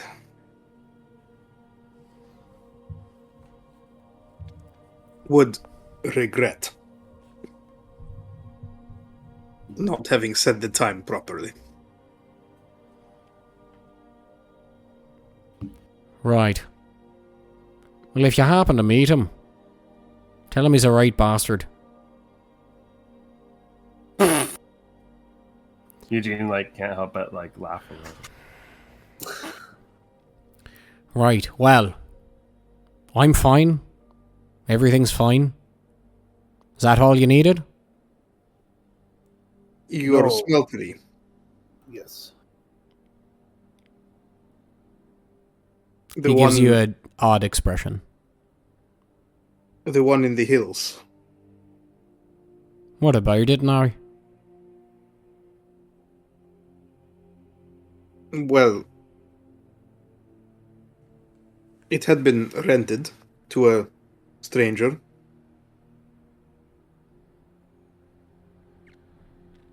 Are you here to blackmail me? No, I won't have it. I won't be extorted. not. You at can all. take your friends and you can go. No, Soldanis. No, we came to let you know that we got to the bottom of it. And the man is no more who you be renting from, but he was mixed up in some bad things. Just who So did we you came tell here. about it? What was that, Dr. View? Just who did you tell about it? The Shields know, and they know that it is not your fault. The Lightbringers. We didn't tell them anything. They just showed up. You're telling me Lightbringers showed up to me smeltery? Out of nowhere. Oh fuck, this is not good. They're gonna be coming for me next. Well, you have nothing to worry about. Partially why we came to check on you. We don't know what they're gonna do. We barely even know who they are, but they seem so scary. Everyone who, when we mention them, people. Do they freak know out I like you rented are. it?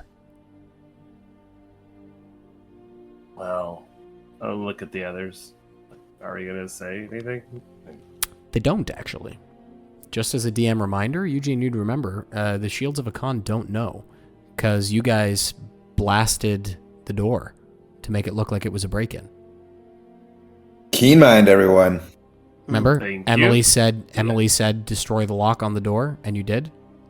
Yeah, to make it look like. So they don't know. So you're kind of freaking them out right now.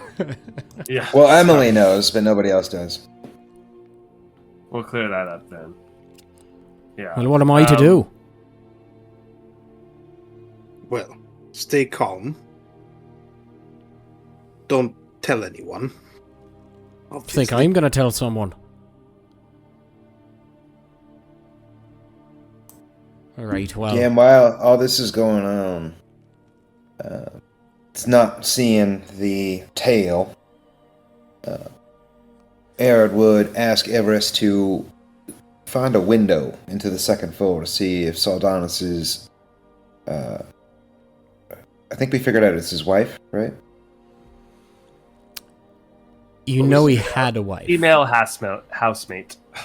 Yeah, Yeah, you know no. he had a wife at some point. You don't Damn know it, I if know. that's her. I know, I figured it out. Damn it. Well, he looks to see if the woman, daughter or wife, is still in the bed. Or rather, he has Everest. If there's a window. Everest. Looking. As Everest flies to the front of the window and her talons just into the windowsill, you see peacefully lying on the bed a woman. And she appears to be a wood elf. Difficult to get age from a wood elf. But she is very peacefully lying there on her back. And there is what appears to be a crate of potions, small ones. They're reddish in hue, and they're sitting next to her currently. Okay, thank you.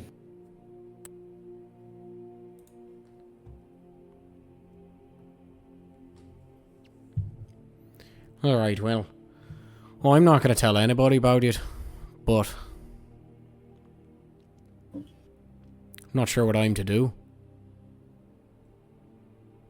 Well, We just know that they may come after you like you suggested. I don't know, but you rented it to the guy, and the guy was found to be Blood Mage.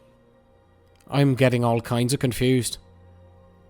You're telling me they knew, then you're telling me they don't know, and now you're telling me they might know.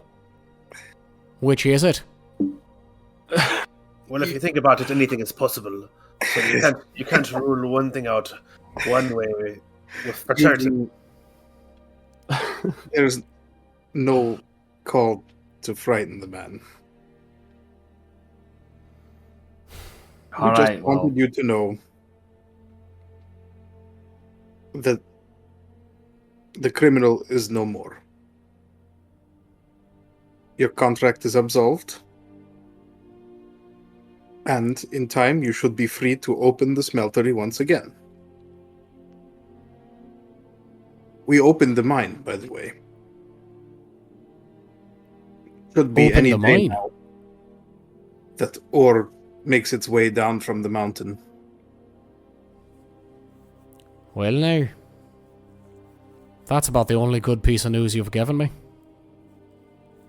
Maybe I can put some of the folk in town here back to work then. It was infested with spiders, but we... Me smeltery? No. The mine. Oh, The smeltery is safe. alright, well. Oh, don't. Around It's this gonna take time, investment capital. seen nothing going on. Eredh would have come to the front door and let himself in if it's open and unlocked still. It's locked. It's very much locked. You see... everybody hide. Yeah, Soldanis shrinks from the door as there's a knock, and sort of like grabs the edge of a bookcase. What are the chances that you were followed now? Goop. It could be our associate, the half-elf. He was Oh, not far behind, but... wouldn't you mind answering it? Put a heap of woes down on my head. I go to the door.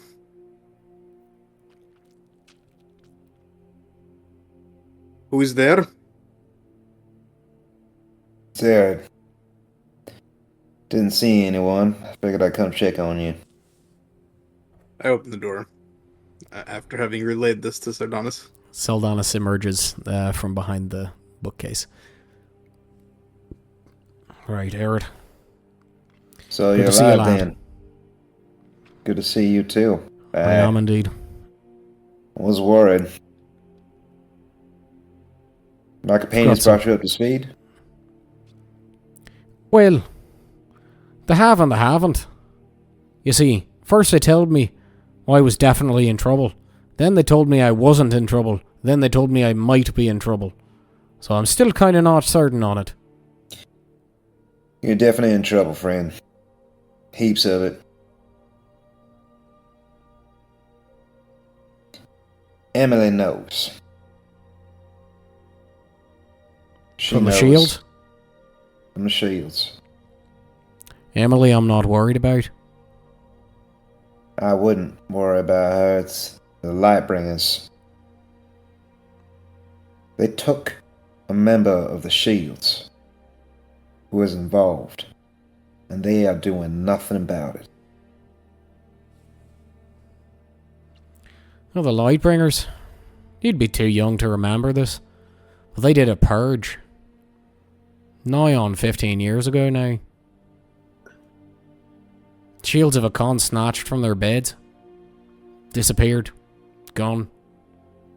Apparently they were blood mages, or at least affected by blood mages of some way. I don't know the details, but it was a reign of terror, that one was. Well, I'm grateful I wasn't around for that. History. Hmm. For such a small and out-of-the-way place. Some of us Listen. prefer small and out of the way. Soldanis, you are not safe here. You or your wife. How do you know about me wife? We know. Been buying potions. Look at you. Fit as a horse. Surely ain't you drinking them. Alright, well. Seems I'm shite at keeping secrets. Stick to running the smeltery, friend. Point being, I don't think you should remain here. Found James. Find you, just a matter of time. Maybe you should stay with Dorian. He'll keep you safe. Just until this all blows over. We'll get to the bottom of it, but... You think he's alright with that? Eredh, we don't want to lead them back to Dorian. I mean, no offense, Soldanis. We want to protect you, but... You best we gotta make keep sure people out Dorian's of this alright we with can that. affect it. I know Dorian, he's a friend. He's a good man. But I wouldn't want to impose on him. Where else you gonna go, Soldanis? Where are you gonna bring your sickly wife and be okay? Gods are gonna see you try to leave town. Maybe you can post up on one of these ramshackle buildings. How long that's gonna last? Someone will Really see you. any place for me to go. You want to be safe? Go to Dorian. We'll explain it to him. Alright. I'll do what I can. At least my Good. smeltery's open again. Just little things. Maybe I'll get this town back on track. Speaking of open, you might want to replace the lock. It was What about the lock? last time I saw it. Now that don't make no kind of sense. Between the 5 of us here, I gave that man a key. If there is anything we can do to help you reopen it, we're always looking for work. First things first, Melchizedek. I'm beginning to wonder if Mikhail's right about you. Let's get you and your wife over to Dorian's. We'll figure this out. Yeah, right now, I need to collect a few things. I figure I'll go over cover of darkness tonight.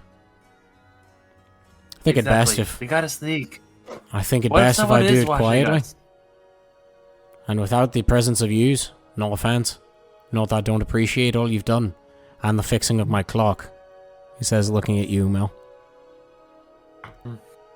He rolled insight. I love it. Melchizedek looks a bit sheepish. Good man, Soldanis. I think you're making the right move here. Listen, Right. you got any... You got any idea what to do about these Lightbringers? How do people deal with them during the first purge? Oh, they mostly left all the people alone. They only went after the shields. Shields have been making our lives hard for a long time, so... Fine by us. They got a special barracks just for them? As far as I understand it, they're quartered in the mayoral estate, up on the Inside eastern the side, on the bluff overlooking the Red Lake. Okay. Speaking of which, what do you think of your mayor, Petrov? Petrov? He's some kind of bastard, to be sure. No one in the town's seen him for nigh on 2 years now. He used to come down from the estate and walk amongst all the shops and go to the farmers' markets on the weekend, if you can believe it. Now he don't show his face.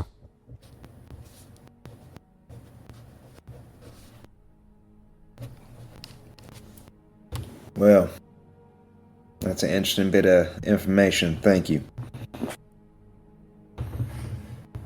All right. Anybody else got questions? Otherwise, just leave this man in peace. Collect his things and get ready to move.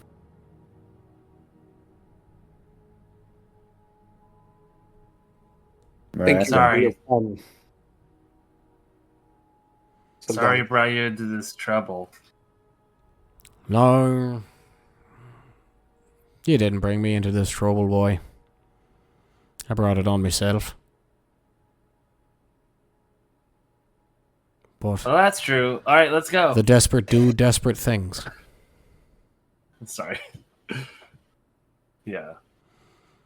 I know I'm a hard man. Not always the kindest. But I appreciate what you've done for me. I won't forget it.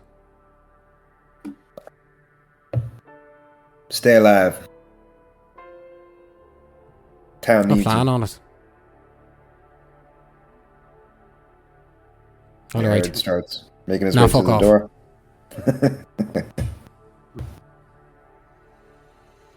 Ered walks out. Okay. Any chance we see that shadow again, DM? You can roll another perception check if you'd like. 14. No. Street seems to be clear outside. 8. Definitely seems to be clear outside. Yeah. As you, I'm assuming you're all exiting, or Mel, would you like to fix his other broken Nope. timing instruments? Okay. One of them left. As you exit, it's about noon at this particular time. Oh, no, it would probably be around 10:45, because it took a little while to get to Soldanis, and then you had a conversation. As you exit into the street, it's quiet. The rest of the day is yours, if you know what you'd like to do. No, I can't help but notice that whenever anyone mentions this mayor, and how he no longer has been seen amongst the people, the time when he disappeared coincides with the changing fortunes of this town. And I wonder, did he disappear because the times were hard, or are the times hard for the same reason he disappeared? I'm thinking the latter. That's a good point. But I suppose we can get our answers from himself directly. We've got, 5 days now?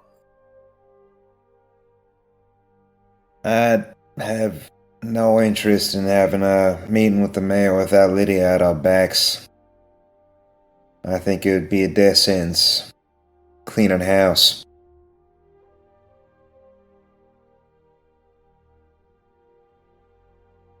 I think maybe we skate out this barracks. Well, first I need to tell Dorian he's got house guests. She may or may not like to hear. And then Surprised at you, Ered. You offered it up so freely. You know Dorian likes his privacy. that man's dead. We leave him as he is. Of that I'm certain. I think even the Lightbringers might hesitate to confront Master Dorian.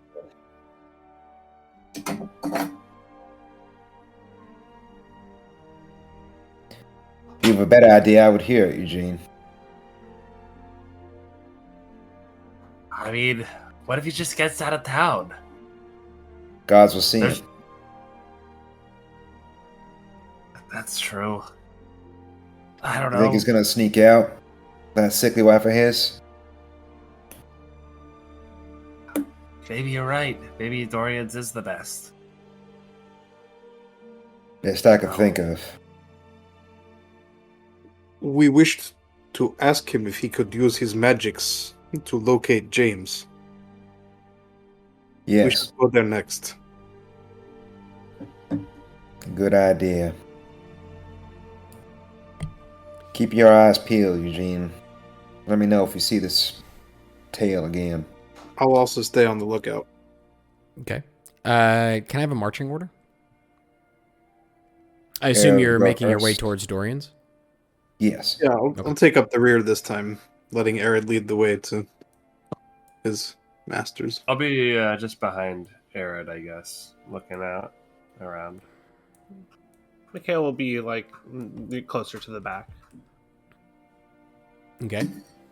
The slower walker. As you make your way through the streets, you haven't gone this particular route before, but the poor and destitute seem to be in greater numbers here. Eredh, you recognize it, because you know in about a moment's time you'll pass your childhood home on the right. It's a place you haven't really gone since you came back and saw it empty. But something catches your eye as you go past. There's a person sitting on the front steps of the house. And another one in the yard, who is sort of ragged looking.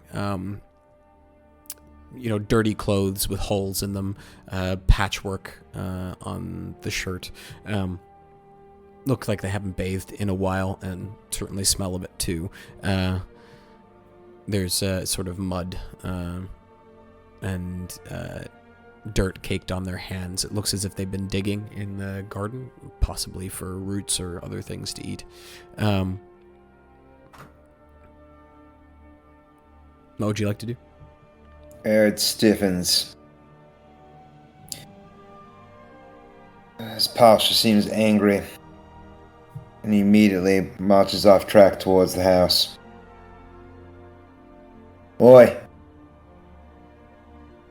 You all, what you doing? You know this is private property. Well, it's our private property now, it is. That's the man sitting on the step. Eredh immediately unsheathes his sword. Oh, big man with a big sword.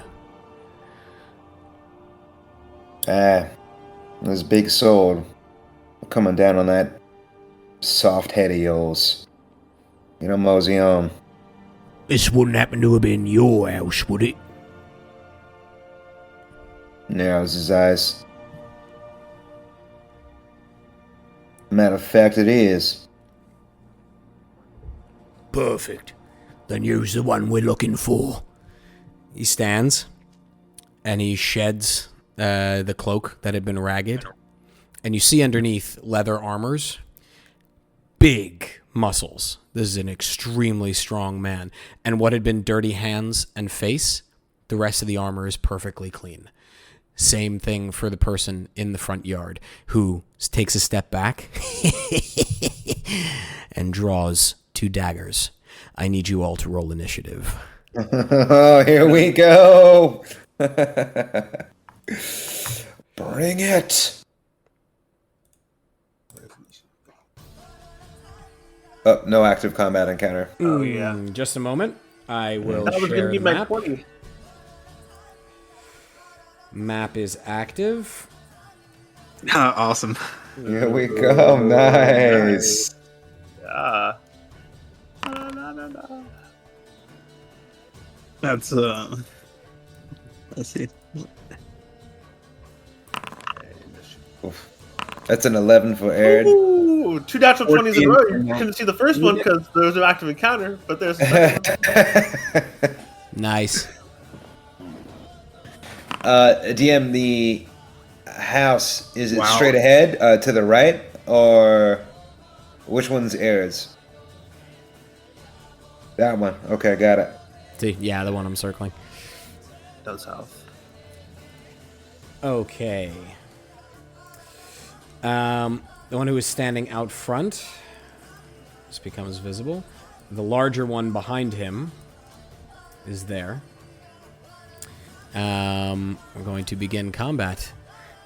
Mikhail, you are up first.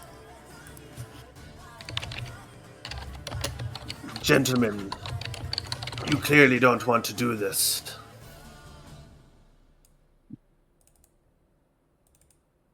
And he brandishes his shield, leaving the rapier in his scabbard.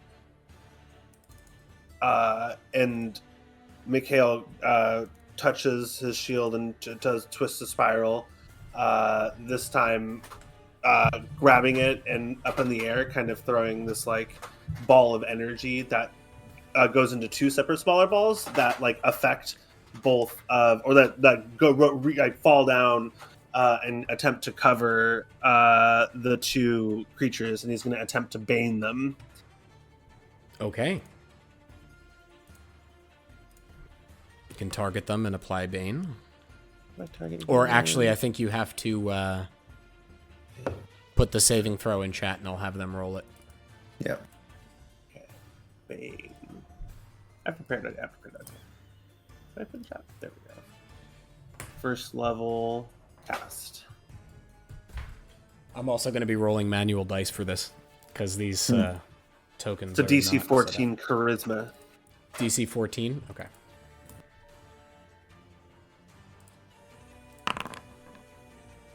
The one in front of you rolls a 15 and saves. The larger one Come on. rolls an 18 and saves. Damn it, man. DM's lucky. Damn.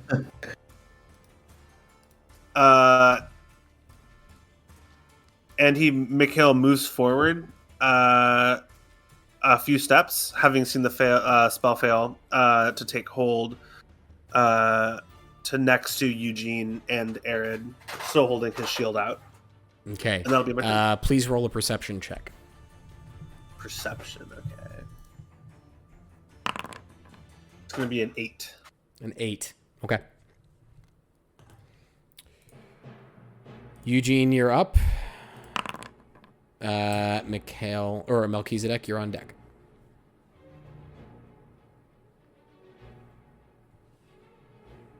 Sorry, just finishing a chew. Where are the bad guys again? You see the two in front of you? Yeah. Okay, just making sure. You can also one roll a said, like- perception check if you'd like. Eredh.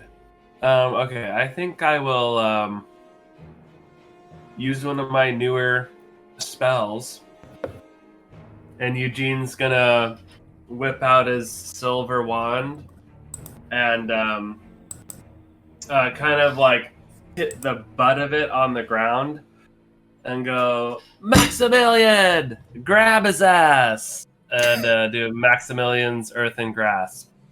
Okay, who are you targeting? The one directly in front of you or the one farthest from you?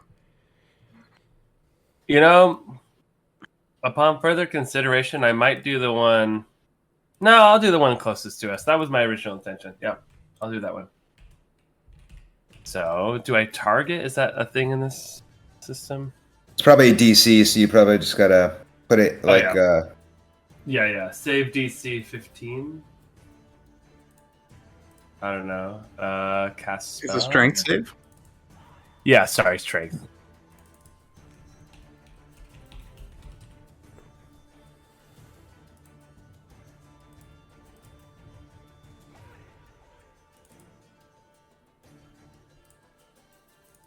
Okay. You're targeting Unknown 1 or Unknown 2? Unknown 1. Unknown 1. Yeah. 6. All right. Yeah. So, it takes Restrained. 2d6 bludgeoning damage. And it's restrained for the duration, which is 1 minute. It's a I'm not concentration seeing spell. It's 1 minute. Yeah. Concentration, yeah. 1 minute. Okay. Does he that save one. every turn, or that's it? Where does it indicate concentration? Oh, yeah, there it is. Yeah, it is concentration.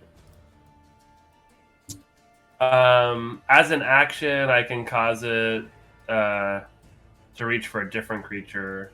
Sorry, what was the question? To break out of the restraint, it has to use its action to make a strength check to break out. Cool. Yeah. Okay. Yeah.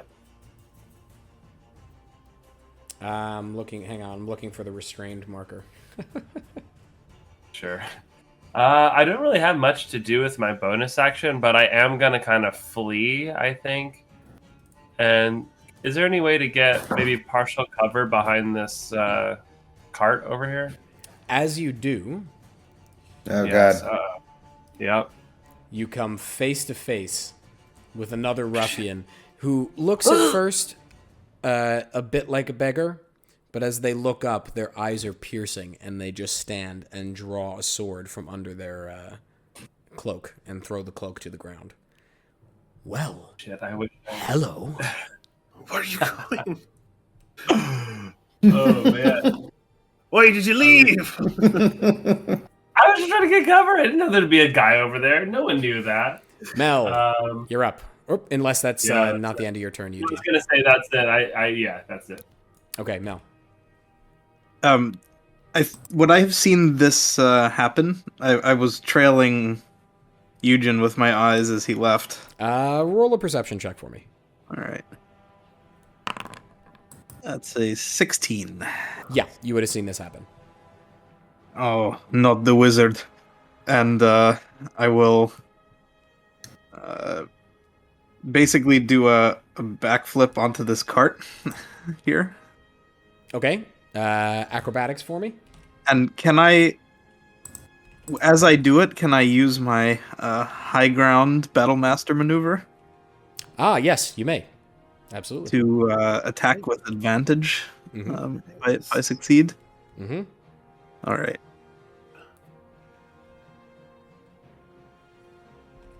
Insert Star Wars reference. Oh wait, I should have done before I roll that. I should roll the acrobatics check. That was 17 plus 5 and 22. The Yeah. DC is Uh-huh. 10 plus his dex modifier, whatever that is. Yeah. Mm-hmm. Yeah. All you, right, so I land up here, and I will attack him with advantage with my crossbow. roll to hit. Yeah. Jesus Christ. That's a 26 to hit, and I add the damage from the Battlemaster dice, so that's 11 damage. 11 damage. Oh wait, I should roll with advantage just in case. Okay. Nope. Still 26. Okay. You hear him finish. Well, hello there. Nope. A bolt Bolt. Yeah. passes like that, and he drops to the ground. Oh shit, you killed him? He's dead. You headshot him. Killed him. General Kenobi, you are a bold one. High ground. Have a high ground. Then I turn to Eugen and say, "Better watch where you're going." And then with the other hand, I release a bolt from the other crossbow at unknown one. Okay. Is Well, unknown hit. one restrained? Unknown one is restrained. Trying to remember if that gives. I don't think it gives advantage on ranged attacks. I don't think so. It might say all attacks against it, actually. But Attack that- rolls against the creature have Attack advantage. rolls have advantage. Okay, so roll with advantage. Any attack? Okay. Okay, hits. Natural 20. Wait, was it? No, that's not a natural 20. Oh, 13. I see. Got it. 13 plus 7 for 20. Hits Okay. 9 damage. You see as this somewhat skinny individual holding two daggers is menacing towards Eugene. Or towards Eredh. Or sorry, towards Eredh. Went almost drops the two daggers in his hands, and there's a bolt sticking right between the 2 pieces of leather armor. All right, I will reload, and that's my turn. Okay. Now it's their turn. He didn't like being shot, but he is not close enough to you to do anything about it. And he knows his target, so He's also restrained by... Oh, that's correct. He is restrained, so he cannot make an attack currently. Use his action, yeah. He's going to use a strength. Thank you for calling me. He rolls a 15 to break out. Oh, I think that just beats it. Let me double check. Beats it. Yep. Yeah, just beats it. Okay. I have a 15 DC. That was, however, his action. And having been rather badly damaged, he is going to retreat. And take partial cover behind here. This unknown 2, this rather large man with a very big greatsword, stands and rolls his shoulders, and he just ripples with muscle as he just slowly sort of stalks down the steps until about here, and then he turns and faces you, Eredh. You just best come with us, and charges. He is going to make 2 attacks against you with his greatsword. First attack, reaction, disadvantage, protection. Ooh, okay. Mikhail, actually, this would be kind of a your ruling thing, because the way protection is worded, if a creature within 5 feet of me is attacked with a melee attack, and I'm wielding a shield, I can impose disadvantage on it, but he's kind of far away, so he's 10 feet away from me, so I'll leave that. Is I have he? to be like parallel. If the creature that is being attacked is 5 feet away from you, right? Yes. I would allow it. You're 5 feet away. You're 10 feet in square movement, but I allow diagonal movement, so. Don't you touch the... And Mikhail raises his shield up and tries to deflect. Rolls an 11 with disadvantage. His first roll was a natural 20, by the way, so well done. 11 Whoa. plus 7, however, so 18 to hit. Does it hit? It hits. Okay.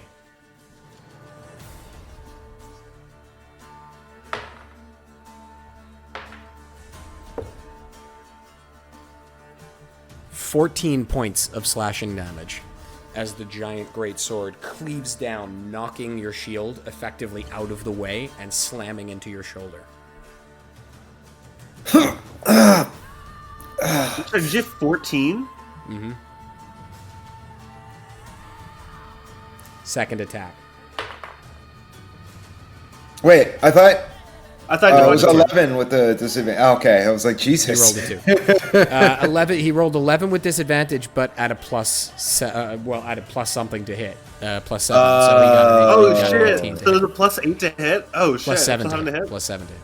Oh shit! However, this time he rolled a 2, so he misses. The great sword comes plummeting down into the cobblestone next to you, sending a shower of muck and dirt that covers the ground. All right. Okay. At this point, you hear a from the rooftop, just in time to see someone draw a bow and loose.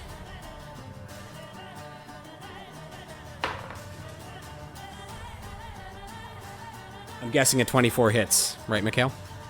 Oh yeah. Yeah. 24 hits. 16 hit.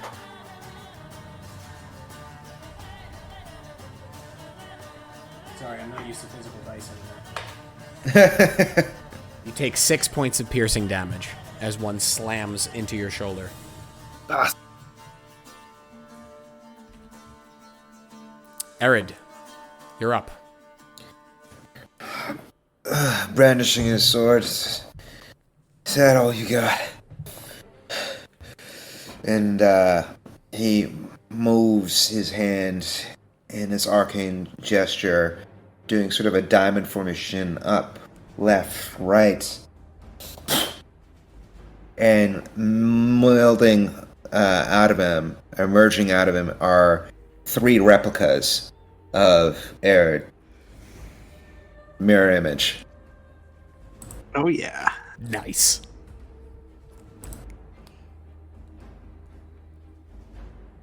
And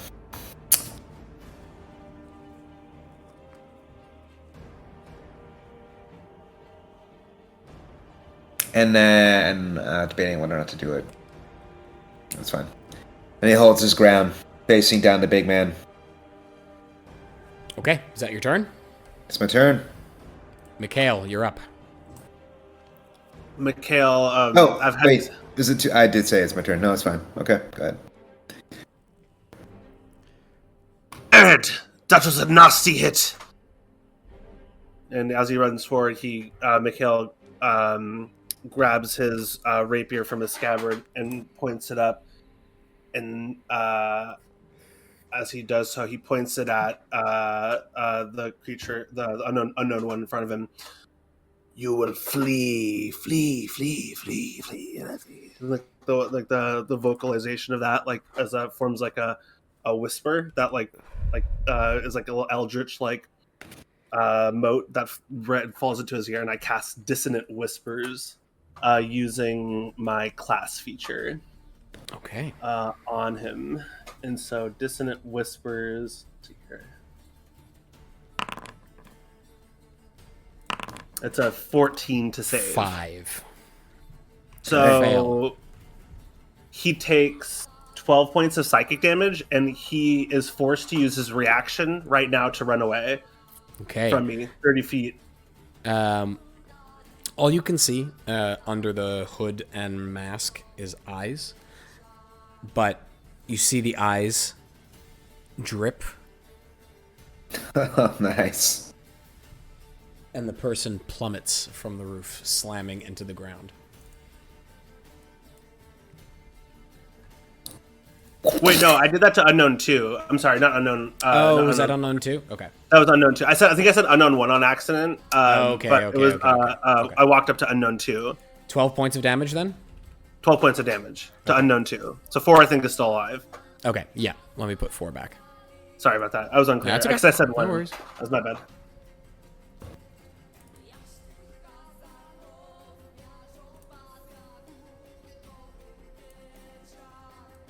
And so 2 is, if 2 is still alive after taking 12 points of psychic damage, he's forced to run 30 feet using his reaction. His reaction.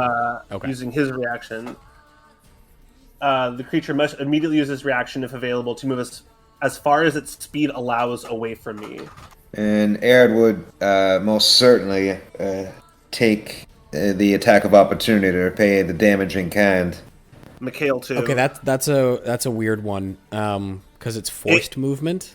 Technically, it's specified in the PHP. I promise you. Oh, okay, that you can that it does trigger attacks of opportunity.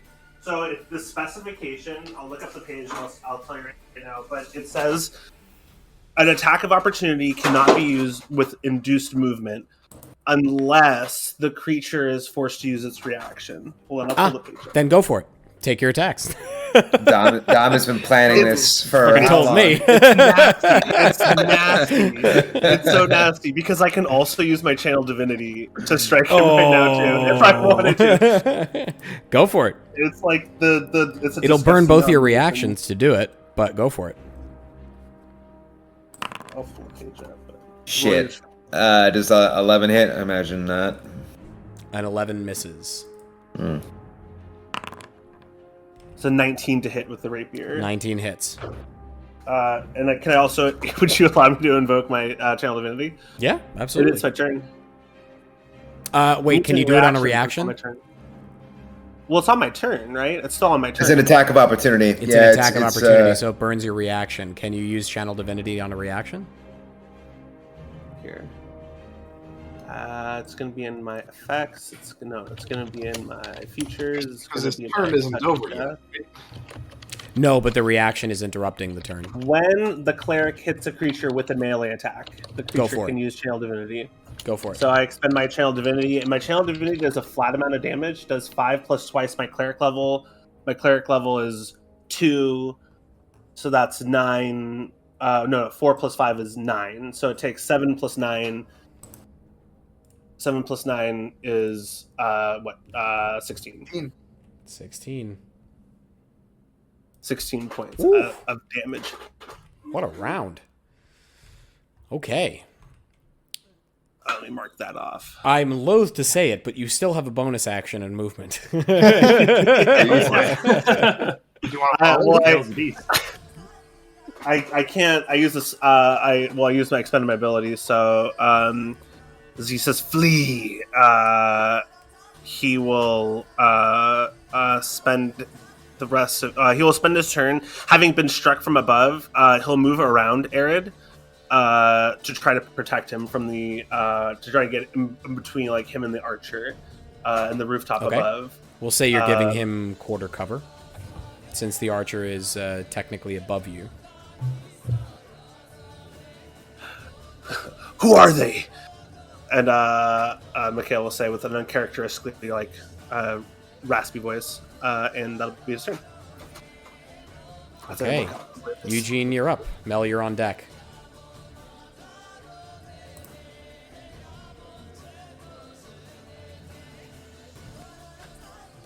Melchizedek. Computer going way slow. Eugene first, I think. Yeah, me first. Melchizedek on deck. Yeah. Got it. Okay. I was trying to unmute and it's just like thinking. Okay. Say thanks, Mel. Oh my gosh, you saved me. I didn't even see that guy. Oh, look out! There's a guy on the roof over there. And I'm going to cast magic missile on the guy on the roof to the south. I'm sorry, I'm not able to see his number right now. Yeah. That one would be 4. I'm gonna go. Look, there's a guy on the roof over there. Magic missile. Actually, oh no, this is different. This is more like my bow and arrow type movement, and I thrust it forward. But instead of like a blue sort of silly looking arrow shooting, it looks like a little more sinister and sort of like, I don't know, liquidy, and it's red, and it shoots out at that guy. So here we go to roll. There are 3 missiles, right? Mm-hmm. Yes, there are 3 missiles. So I roll 3 separate times. Yeah. Okay. Plus 1 each. So I need to do damage. Each one's a D4, right, or something. D4 plus 1. Okay, so is that adding the +1? I don't know. Yes, it is. D4. It is? Okay, yeah, because it rolled a 3. Okay, so there's 1. Here's 2. Did it go? I'll try it again. Oh, yeah, I have to click cast spell in the middle. Did it go? You have no available first level spell slots? Oh, ignore. Oh, because each time I click it. So I gotta like give myself back a slot and do that. Which is like, where do you do the slots? I'm sorry, this is annoying. That's okay. Where are the slots again? Like, how do I replenish? Oh, it's right there, the little number. Okay. I'll go back to 3 for now. Here we go for number 2. Cast spell. And then number 3. Cast spell. Nice. Yeah, so 4, 4, and 3. 11 damage. Okay. You see as the individual on the rooftop was notching another arrow, just go, and the final bolt curves around her back, slams her in the back, and sends her off the roof. She One way or falls, another. crumpling to the ground. Nice. She's getting knocked off that roof. Yeah. Then I'll kind of just hide behind Mel and this cart and say, they're everywhere. And that'll be my turn. Okay. Melchizedek, you're up. Saying to Eugen, stay here, behind the cart. I will somersault off in this direction. Okay. And take an attack against unknown 2. Roll to hit. How do I target him again? Oh, there we go.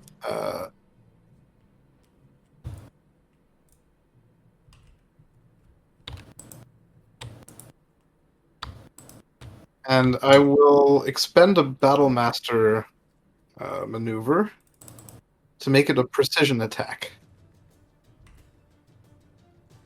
Okay. So, let's see, what is it? You can expend a superiority die to add it to the roll.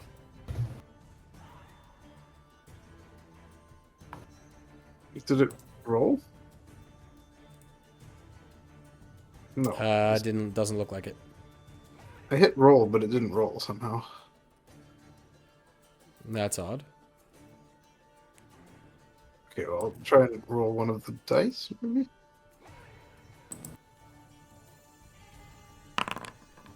Okay, so I get to add 4 to the attack that I make.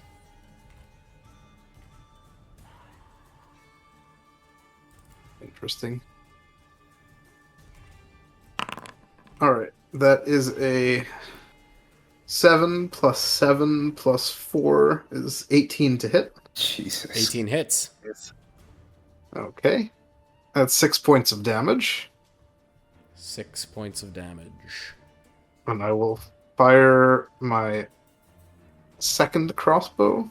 Go ahead. That is a 14 to hit. You see him to the side as it goes and sticks into the wall behind him. Action surge. Using my crossbow, I will dip it against my leg where I've hung the contraption I created this morning. Which you rolled a 21 to create, right? Yep. Right. You hear a satisfying clink sound as you feel the bowstring drawn against your thigh, and you pull it back, and a bolt is in the crossbow ready to fire. That's a 19 to hit. 12 plus 19 7. hits. Nice. For a full 9 points of damage. Nice. This one, as he ducks, he saw that you had 2 crossbows, and he kind of looks up with a smirk on his face. Right in the chest. Hits him. Okay. That'll be my turn. All right. Unknown One steps out from behind, flips one of the daggers in his hand, and hurls it at you, Eredh. DM, I just asked you a quick question. In Discord. You mean the Whisper channel?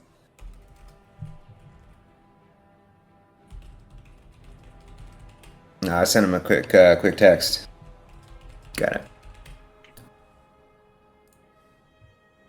Okay. Okay, bring it.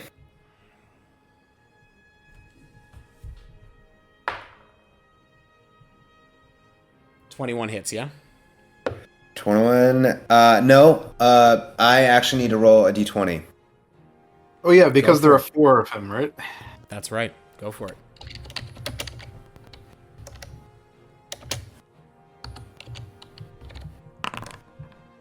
Okay, I rolled an 11. And that means a 6 or higher to change the attack's target to a duplicate. Okay. See him. And you see him confused slightly for a moment. He's not quite sure where you are. And then he picks and throws. You see it pass through a duplicate, which... Shit! And he steps back behind cover. Okay. Meantime, the effects of the fear have worn off now, I'm assuming? Oh, it's not a fear. It's not a fear. He just uses his reaction to move away. And Got it's PHB 195, opportunity attack. We believe you. I believe you. I totally believe you. No, Dom. I this know is you're for not the lying. Information of our listeners. It's for the For our listeners. listeners who are Fair not enough. familiar with Fair enough. the rules as written, if you plot your PHB listeners to page 195, it will specify without using an action-reaction movement. Okay. There's no Meantime, fear, not feared. a large man unidentified Runs man, back. turns around with anger in his eyes that he was made to leave his target. He considered that a low blow. Turns back, and as he goes, "You're next," he said, pointing at you, Mikhail, and is going to make an attack against Eredh. Okay. Or the Eredhs. Yeah. Or the Eredhs, exactly. Stay still. Okay. I'm gonna take this one. 14 to hit. Shield. Gotcha. Jumps into place. As the greatsword comes down, it does the characteristic stop, where it's about a couple millimeters from your face, and just between your eyes, with a nod of your head, you send it flying back over his shoulder. Not today, big man. They didn't tell me this one was a blasted mage. Second attack. 9 to hit. Misses. Nice. Well, you're Okay. just having a bad day then, aren't you? Tell me about it.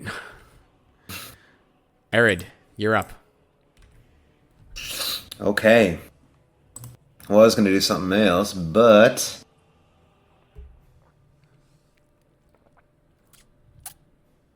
he just points a finger at him.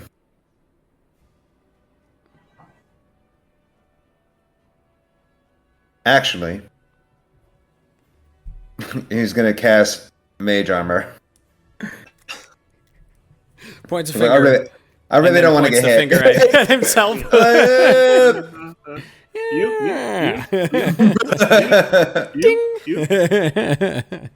And I'm also going to use Arcane Ward to add 10 hit points, 10 temporary hit points, or 10 ward points to him. Gotcha.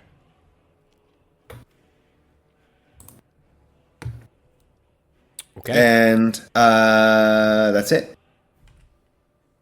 Mikhail, you're up. Actually, Oop, okay. That's it. That's it. Oh, by the way, we forgot to impose disadvantage on that attack because Mikhail is next to me. No, But, because I used my reaction already To Oh. make the attack of opportunity. Yep. Yeah. But Okay. I get my reaction again. Momentarily. Mikhail, you're up. Eugene, you're on deck.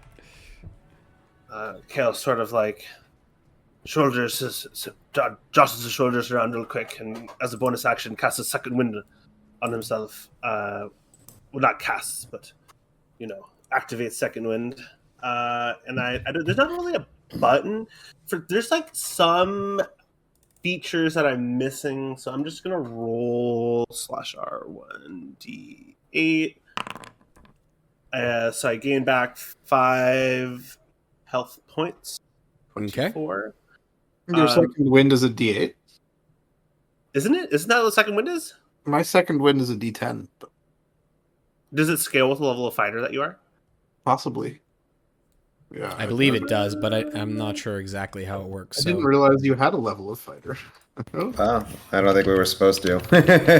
Player knowledge. As far as you know, he healed himself. Oh, 1d10 plus my... Okay, so let me remove the 5. /R1d10 plus a very secret number that you don't know. That's probably 1. 9. Okay, so I fully regain my health, and so I don't think you heard me. I said flee, and uses a spell slot to cast command on the creature. So let's kind of burn a lot of spell slots here, but YOLO. 1. Command. Target. Command. First level, cast spell. It's a DC 14 Okay. with 16 saves. or don't. He just looks It's at up you. to you. You get the sense that this individual is extremely brave. Possibly because they're stupid, but also possibly because they're overconfident. You're not sure why. And that they actually have advantage on saves against being frightened. Well, it's not afraid, it's command, so it's a charm. Ah. You're not fearing him. You're charming him. No, command. Yeah, command. Well, I don't think it's a charm either. No, it's a... Command. Command is a charm, not the fear effect. It's not the fear. Yeah. Okay, so I'm going to take the first one of those, in which case, he rolled a 7. Let's go. Command word flee, the target spends its turn, so not right now, its turn moving fastest away from me by the fastest You means see possible. the And shield it's concentration. on Mikhail's arm No. darken.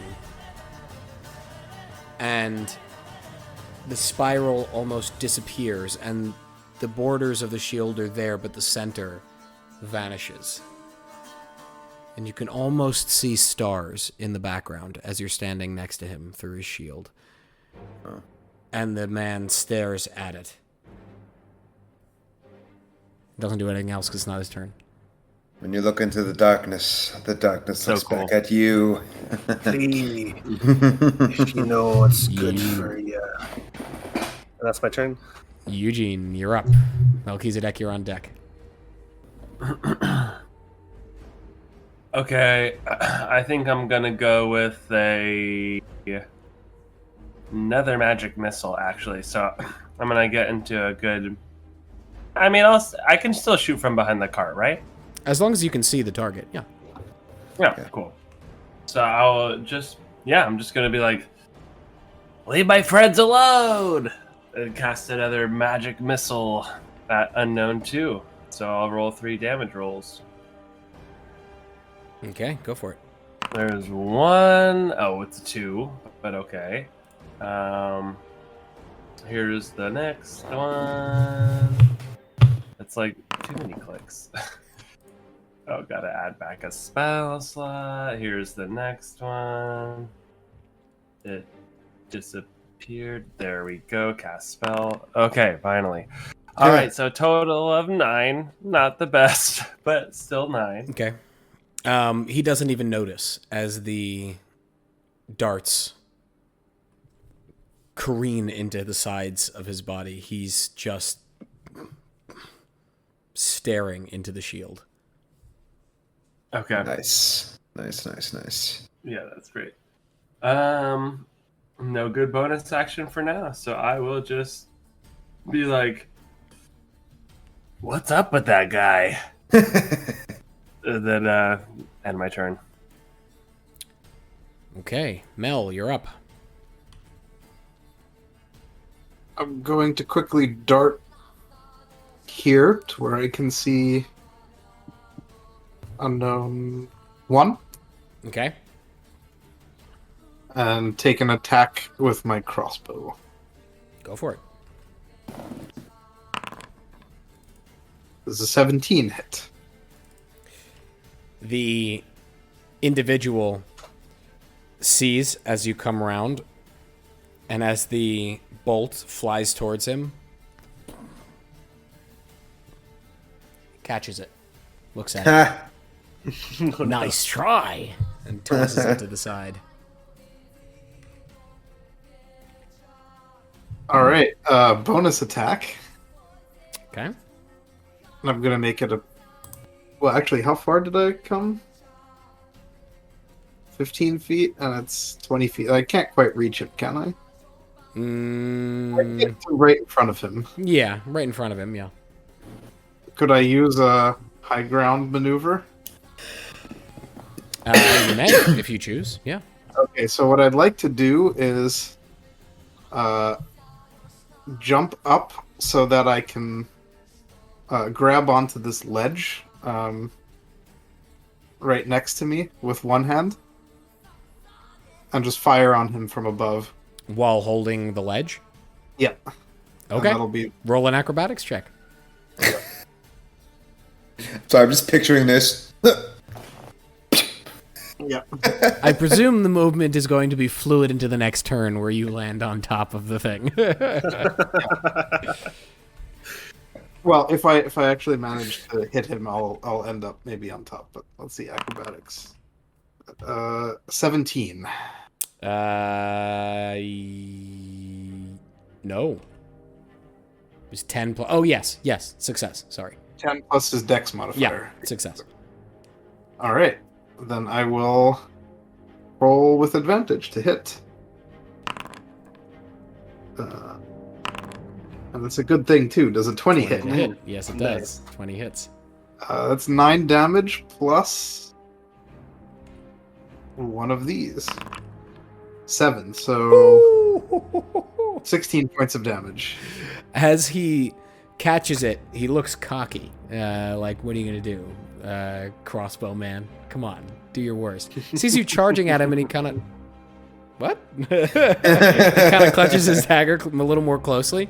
And as you fire down at him, he goes to move to the side and the bolt sticks right through one of his pectoral muscles and out the other side. He clutches his chest as blood begins to gush from underneath. He's close, but he's still alive. And I continue my flip onto the roof. Well, for the moment, you're hanging there because you have no more movement. Okay. But on your next turn, you can continue your flip onto the roof. Okay. The big... What's that? Awesome, that's my turn. Okay. The big bruiser of a man staring into the shield takes a step back and then another one and then flees. Flee, you fool! Now, on this one, do I get an attack of opportunity? He's going to double dash. It's forced movement. Right. And I remember we just looked at PHP 195 for listeners. And I think for induced movement, it does not provoke an attack of opportunity. Yeah. I'll just read it if you wouldn't mind. Yeah, go for it. Let me just read it. Attack opportunity. I'm just going to read the relevant section. You can avoid provoking an opportunity attack by taking the disengage action. For our listeners out there, the disengage is an action that you can take to negate an opportunity attack, as I just said. You don't provoke an opportunity attack when you teleport, or when someone or something moves you without using your movement, action, or reaction. For example... So that's forced movement. So he's using his movement, you get an attack of opportunity. In other words, you can't push someone. Yeah. If you were to push someone. Their own movement. How hurt is the big man looking? Hurt, but still definitely standing. Can I also take an attack of opportunity? You can. It's a 23 to hit. Also a 20. Mirror image. Hits. Wow. Yeah, marriage. Roll. Say roll. 9 points of damage. Double action to dash. Okay. As he passes the smaller goes, hey, where you going? And he's no longer affected. Okay. The smaller one with daggers, seeing him run past, goes, always with his shit, and stabs upwards at you, Melchizedek. Yeah, 26 hits, yeah? Yeah. Yeah, okay.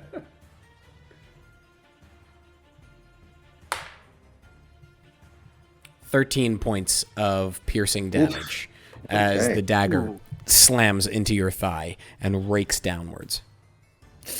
Ugh. Ah! Second attack. Does a 17 hit? I believe so. Yep. Okay. 9 points of piercing damage as he withdraws the dagger and slams it into the side of your chest. Not so fancy now, are we? Withdraws the dagger. You see he's bleeding very heavily from the chest, though. He, after doing so, is going to take the bonus action, disengage, and move this way. Out of sight. Eredh, it is your turn. Says, not so fast, big man. He runs forward 30 feet. While he's doing so, you see him reach into that pouch with the ball bearings, and he takes one out. And he pitches it, a running pitch. Nice. And as he does, the ball, it just looks like, what the fuck are you doing? You're throwing a ball bearing at him. But after a second of leaving his hand and just hanging in the air, this giant propulsion of air and magic ethereal energy sends it forward in the blink of an eye straight at the big man running away.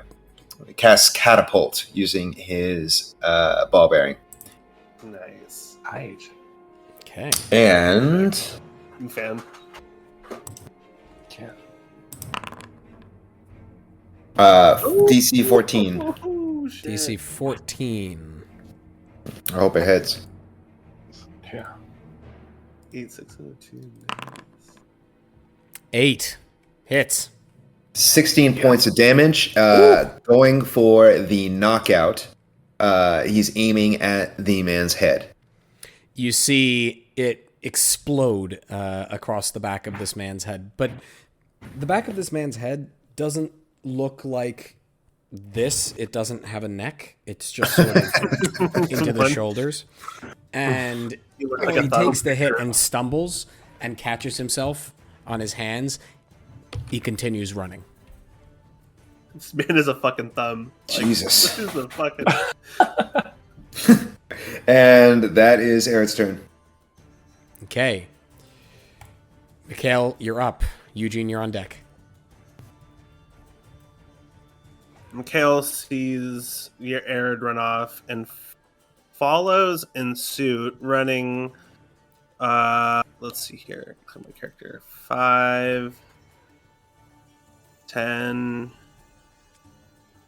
15, 20, 25, 30 feet. And, okay, so how do you rule for, like, Pythagorean, like, movement? Like, if something is 30 feet away from me, and also, like, I'm assuming these houses are probably, like, 10 or 15 feet high, maybe. Are they higher? Correct. You can't see him from where you are currently.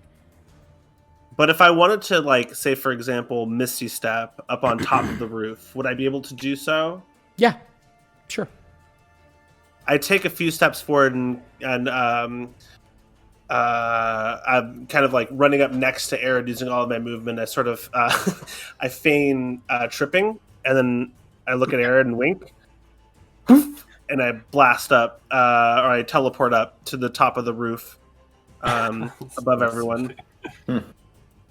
Full of all kinds of tricks. To about this spot right here. Okay. And You can hear the pitter-patter of feet beneath you, but you can't see the individual from this angle because you're up on top of the roof and they're down below the eave. Would I be able to see Unknown too? You might be able to just make out Unknown 2. I'd say they have half cover. Using my action... 30 feet, bonus action. Using my action, still with my shield up, the shield now regaining its corporeal form, trace the lines of the spiral, and reach into it and pull out something like green eldritch energy, and I toss it down at Unknown 2. I'm casting chill hand or chill touch. I was like, is he a fighter? Is he a cleric? Is he a warlock? All three? Is he a completely sort of like, homebrew class? Leave it to me. I say Eldritch because it's like a substitute for, it's like the sort of like dark, sinewy kind of. I get it. Yeah. Like magic that forms necrotic damage, and reach into it. And as I pull and throw, the energy becomes a skeletal hand that attempts to latch onto Unknown 2. And you said you has a certain amount of cover. Oh, but it's a natural 20 to hit. Oh, shit. The Okay. hand like reaches out, and I wouldn't be going to kill him necessarily. Trying to go for like a leg or something like that to grab onto, just maybe like trip him. I mean, it's a skeletal figure, so or actually, fuck it. He goes to the neck, tosses it up if he can. What neck? And Yeah. the mass, Not this even massive funny. Target his neck. triangular. Yeah. Okay. Does it restrain or does it just do? No, Okay. only does if damage. it's a bit solo damage for. And prevents. It does prevent healing for our listeners. It does. You see it connect. It collides with the back of this man's skull, and sort of pierce. You see the fingers pierce in, and then evaporate. And he holds his head, and keeps running. Okay, that's my action, bonus action, movement. That's my turn. He is stumbling now, though. Eugene, you're up. Okay. Melchizedek, you're on deck.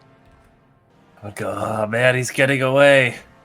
And I'll use my movement to get towards him. 5, 10, 15, 20, 25, 30.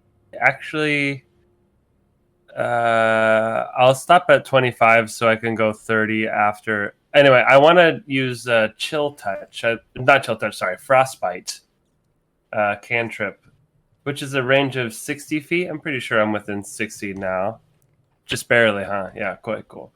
I will, cast Frostbite on this guy, which I've never done. So, sort of wave my wand, like pointing vertically up in the air and like extending my arm out and bringing it back in a circular pattern. And like my breath starts to show, and I'm just making this cold area of air, and then I kind of thrust it towards him. And this frosty air has maybe a reddish tint to it. Goes at unknown creature 2, and here we go for rolling to hit. It's he has to do a save DC. Thank goodness. Con save. Yeah, he saves. Good boy. Yeah, that's a big boy. That's a big boy. Yeah. Too conny for this guy. I will then use my last 5 feet of movement to kind of hide behind this thing, or is that just like an awning? Oh, that's a staircase. That's a staircase Anyway. up to an overhang. Yeah, I'll get right there anyway, and that'll be my turn. Melchizedek. All right. I assume that I've fallen off, having just been stabbed. Pretty badly. Yeah, I would almost say you're actually prone at the moment. All right. So I'll get to my feet, and with my bonus action, I'll use my second wind. Okay.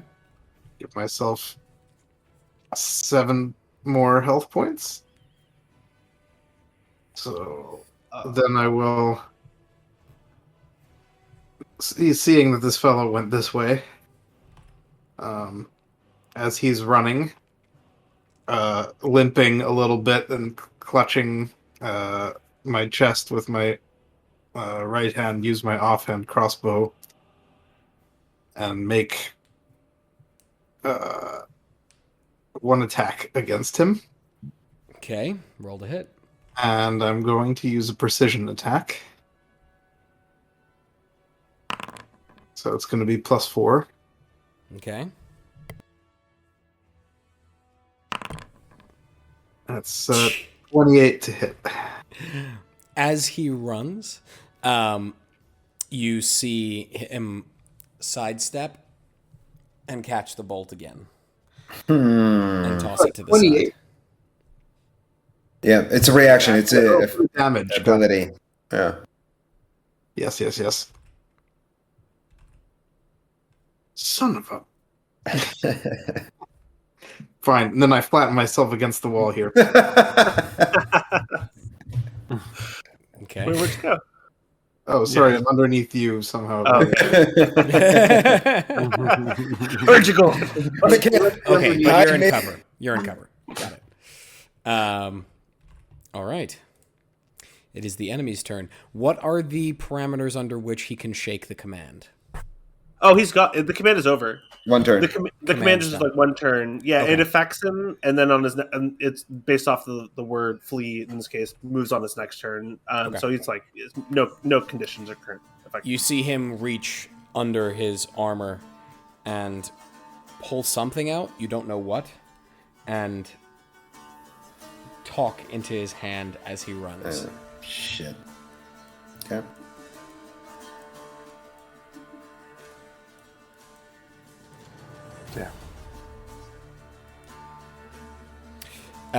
The one you were aiming at, Melchizedek, also pauses for a moment with flips the dagger in his hand, looking at you,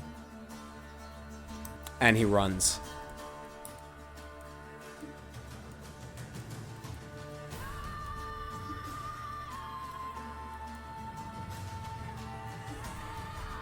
Eredh, you're up. How do I draw a line? How do I draw a line between enemies? If you're clicking on the token controls, like the one that looks like a person, there's a ruler. You can also control, click, and drag to get a Control, click, and drag. Oh. to measure between each points. Oh. Nice. Foundry VTT is very player friendly. I like It it. is. Okay. Oops. All right. 5, 10, 15, 20. You said I can do diagonal movement. It's 5 feet, right? Yep, that's 25, 30. I said not so fast. And he grabs another ball bearing and launches it at the big man. Okay, go for it.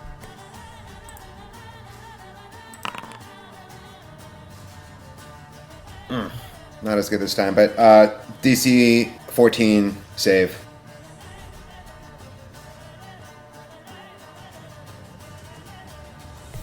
Okay.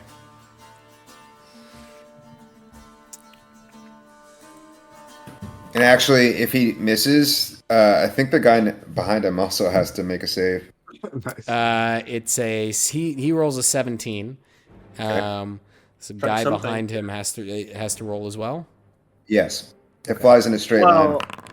It says if it strikes something. So I think it might be like if you imagine him moving out of the way, it continues to move forward. It doesn't just like stop because it missed. Exactly.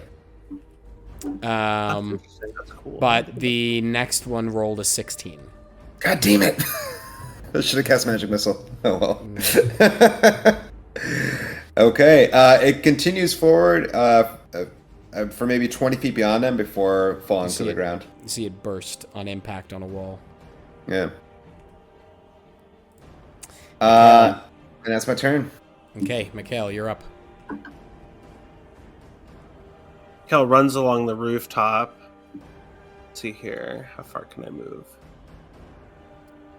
So I can only move to like around this location with my action.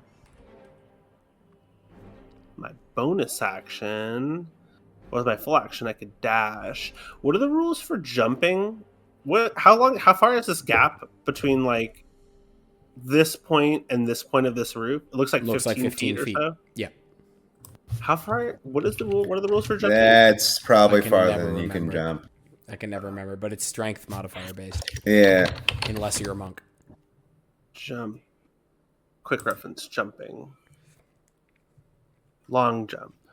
Yeah. When you make a jump, you cover a number of feet up to my strength score if I move up to 10 feet immediately before the jump. This rule, so I can move up to not very many feet, 10 feet. I can't make that jump. But I could make this jump. I think. Because this only looks like a 5-foot gap If you or dash, so. yeah. Mikhail is going to dash forward with an uncanny quickness to the edge of this roof You top. hear the pung, pung, pung, pung, pung, pung, pung of feet against this boarded roof. And he's going to attempt to jump across the roof. Spry You're fun, taking old man. the dash action. Dash action. Oh, yeah, 100%. Yeah. Yeah. I'm gonna take the dash action. 50 Okay. feet, so it leaves me another 10 feet of movement. Mm-hmm. 5, 10. He's gonna get up to as high of a point as possible. I don't have anything I can do with my bonus action except healing word. Where do I see You everyone's gonna hit heal point? the enemies? Well, Yeah, everyone right. It's a 60-foot range, so like I'm still within Eredh as well as Melchizedek. You can see Where- Eredh, but you can't see Melchizedek. Oh, great, because he's 'Cause below. Mel's below. What is it, Eredh? What are your hit points? How do I see my party hit points? Eredh is not doing He doesn't so look like hot. he's doing so well. Yeah. He seems to shimmer. Well, all three of him seem to shimmer with some translucent pale blue energy, but they're all bleeding pretty heavily. This would be my last spell slot. So Mikhail's gonna. Mikhail sort of like mouths some words like I'm sorry, and he's gonna hold on to his spell slot, and that'll be his turn. Dashing forward to make it across the roof. Okay. Eugene, you're up. Mel, you're on deck. Yeah, I've been thinking about what I can do. There's not really a lot unless, I don't know, if I get here with 30 feet, I mean, there's no way I can hit them with anything from that vantage point, like next to Yeah, Eredh. it's like you have line of sight, barely. Do I? Okay. Then that's what I'll do. I'll go next to Eredh. I don't know. Oh, okay. I'm doing the ruler thingy. Okay, I will go next to Eredh, and then I will cast a long-range spell. I think I'll use magic. I'm not gonna take him out though. To grasp it If it's a Also- targeted attack from your current position, he does have, I would say, 3/4 cover. What if I? Doesn't matter for magic missile, but yeah. No, I can only use Yeah. one spell per round. Okay, I would have to use a cantrip. Oh, I mean, it's now or never. These guys are running away, but I don't think I can really take them down. Okay, I'll just try it. I'll just do this idea. I'm gonna cast expeditious retreat. Yeah, buddy. Nice. Okay. The dash action for my turn. Let's see, where can I get to? That's as close as I can get. That's 30 feet. So I will move there. And does that give me any better vantage point for casting a cantrip? Or same? Yeah, I would say you have. They probably have half cover now, instead of 3/4 Okay. cover. So is that disadvantage, or how does that work? It's a plus. It's- It's a plus modifier. Yeah, so it's half cover is a Okay. +2 to AC, I think. +2 to AC, so -2 to whatever you roll. Okay, I'm going Yeah, because to. 3/4 is -5, full cover is disadvantage. Okay. I'll go ahead and cast Firebolt then. Here's the roll to attack. 21. -2. Fireball! Yeah. Okay. Firebolt. And Damage. come on, damage. Oh, 2 damage. No, it was 4 damage. Oh yeah, it already does it. It rolled it. Yeah. All right. 4 Um, damage. you see, who are you casting it at? 2 or 1? Big guy, Big guy. Okay. which I think is 2. Yeah. You see, as he's still talking into his hand right now, and you see the flame explode over him, and the other one sort of shields his face from it. And just pats his arm out. Pretty much all I could do. That's my turn. Mel, you are up. All right. I am going to, High ground. use an acrobatic maneuver of some kind to try and hop up on this roof. Okay, that will be 15 feet of movement because the roof is 15 feet off the ground. Okay. You can also roll an acrobatics check for me. Yes. Ooh, 7. The wall of this building is old, and as most of the things in this neighborhood has not been well maintained, and you find a foothold, and you're pretty sure it'll hold you, and as you propel yourself up, the board collapses underneath you, and you drop back down, managing to catch yourself, so you're not prone, but you are back where you started. Oh, my leg. I'll hobble. Let's see, what did you say? I had 15 feet. 15 feet of movement to do that? Mm-hmm. Okay, so I'll move here with 15 feet, and then I'll take the dash action and move another 30 to here. Okay. And I guess that's my turn. All right. Everyone who can see them, particularly you, Mikhail, you see the big one whispering into his hand grasp the other one by the scruff, essentially, and pull him back. And with his greatsword, just run it across his throat. Oh, shit. Throw him to the ground, step back and hold his arms out. And you see a hand behind him reach, seemingly from nowhere, grasp him by the shoulder, and pull him back. And he vanishes. Oh my gosh. Are we Damn out it. of order? You are out of combat. Okay, I come panting up this way. Where'd they go? Mikhail Yeah. runs and jumps, seeing this from the rooftops onto the ground. Do I take? I would imagine I would take some maybe fall damage or bludgeoning damage if I jump from that height. It's 15 feet, so you take 3 points of bludgeoning damage as you hit the ground. Good ankle. And I immediately try to cast Spare the Dying on the unknown one. Roll a medicine check for me. 25. 25. This man's throat is pretty severed. You see him Spare the Dying functions as you expect it to as you place your hand on his chest. And you see him, he becomes more peaceful, but the blood still comes from his throat. The wound's not closing. Paragons be damned! Yeah, I try to cast Cure Wounds if I can. If he's still savable.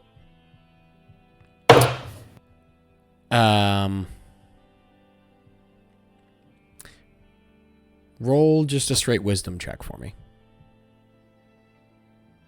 To see if your magic can overcome whatever is keeping his wounds open. It's a 9. It's a 9. You see him look at you, and his hand, which is very sort of limp, reaches up and grabs your arm. And his eyes roll back. Fuck! Fuck! Yells, loudly cursing. I assume I've run up behind him at this point. Fuck! It's our last got away. fucking chance. Did I see them disappear? I think I did. You would have would seen I have, it, yeah. You might not have seen the would I- hand behind him, but you saw Yeah. him vanish. Would I have an inclination as to what magical means they disappeared through? Or by? Roll an Arcana check for me. Sure. 17. 17. You are familiar with many forms of teleportation. Although it's not encouraged for young mages to teleport, because it can be unpredictable and dangerous, and you can end up in places where an inexperienced mage can find themselves incapable of defending themselves or of getting back to where they need to be. Excuse me. That's what happens when I don't drink enough water. You are familiar with teleportation. You have seen it before. The professors, although the students, like I was saying, didn't use it, the professors often did. It's kind of a power statement to show up to class to just appear in front of your student body in a magical puff of arcane energy. They teleported. They got away. They were using some sort of stone, perhaps a sending stone. Oh no. There's no mage.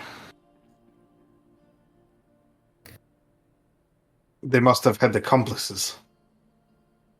It's fine. It's fine. It's fine. Picks up the ball bearing, or what's left of it. It's shattered. I got some blood. Maybe Dorian can use it. And then he hobbles over, just taking care of this broken clavicle and bleeding shoulder, and starts rummaging through the pockets, looking for anything of value or interest in the dead assailant. You may roll an investigation check for me. Good at those. 19. Nice. Across all three dead individuals, you find the same leathers and face masks. You find a handful of gold pieces, probably about 15 to 16 between the three of them. They have their weapons. The one with the dagger does seem to have a weapon that, while the other weapons tend to look to be bloody, this one does not. It looks to be pristine and perfect. The edge is very fine. Beyond that, you find a bow. It seems to be a long bow of some sort, although it's notched and seems to have weathered some use. Not much else of interest. Shall we collect these things? Eredh hands the dagger over to Eugene, just slaps against his chest warily. And next time one of these fellas gets in your face, just poke him in the eye. Eh? Oh, thanks. I'll take it.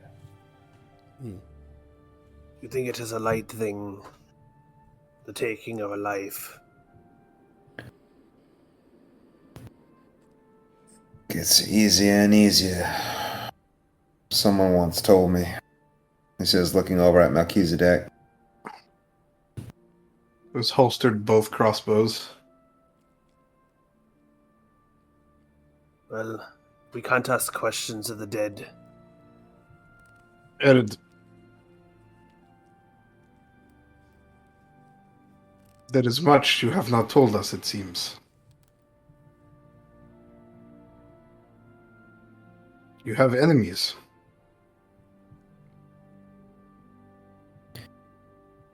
Don't we all?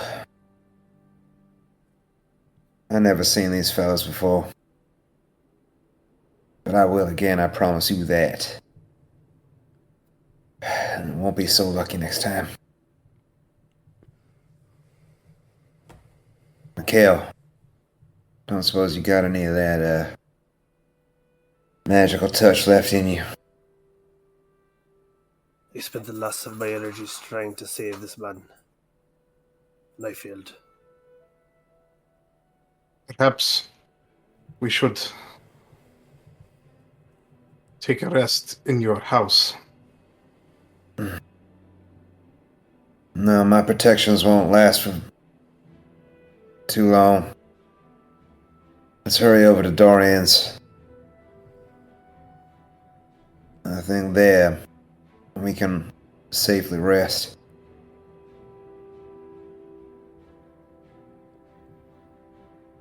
How And he did starts- you find you? Eredh is walking and talking at this point. Okay. I jogged to catch up, limping a little bit. That's my house. I haven't been there in some time. I Does don't. anyone live there? What's that? Does anyone live there? Not for a long time. You are alone then. I am. Now, Is there anything these assailants could have found that would be useful to them? I've combed that place over more times than I care to count. And he sort of, takes a moment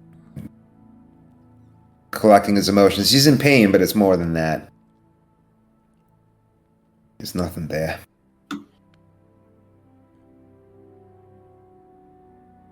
Not anymore. Melchizedek nods.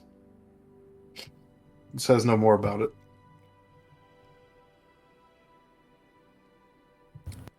Okay.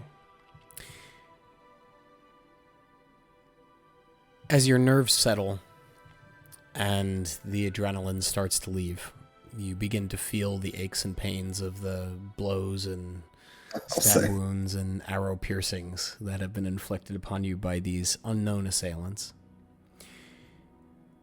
It's around 3 o'clock in the afternoon as you arrive at Dorian's.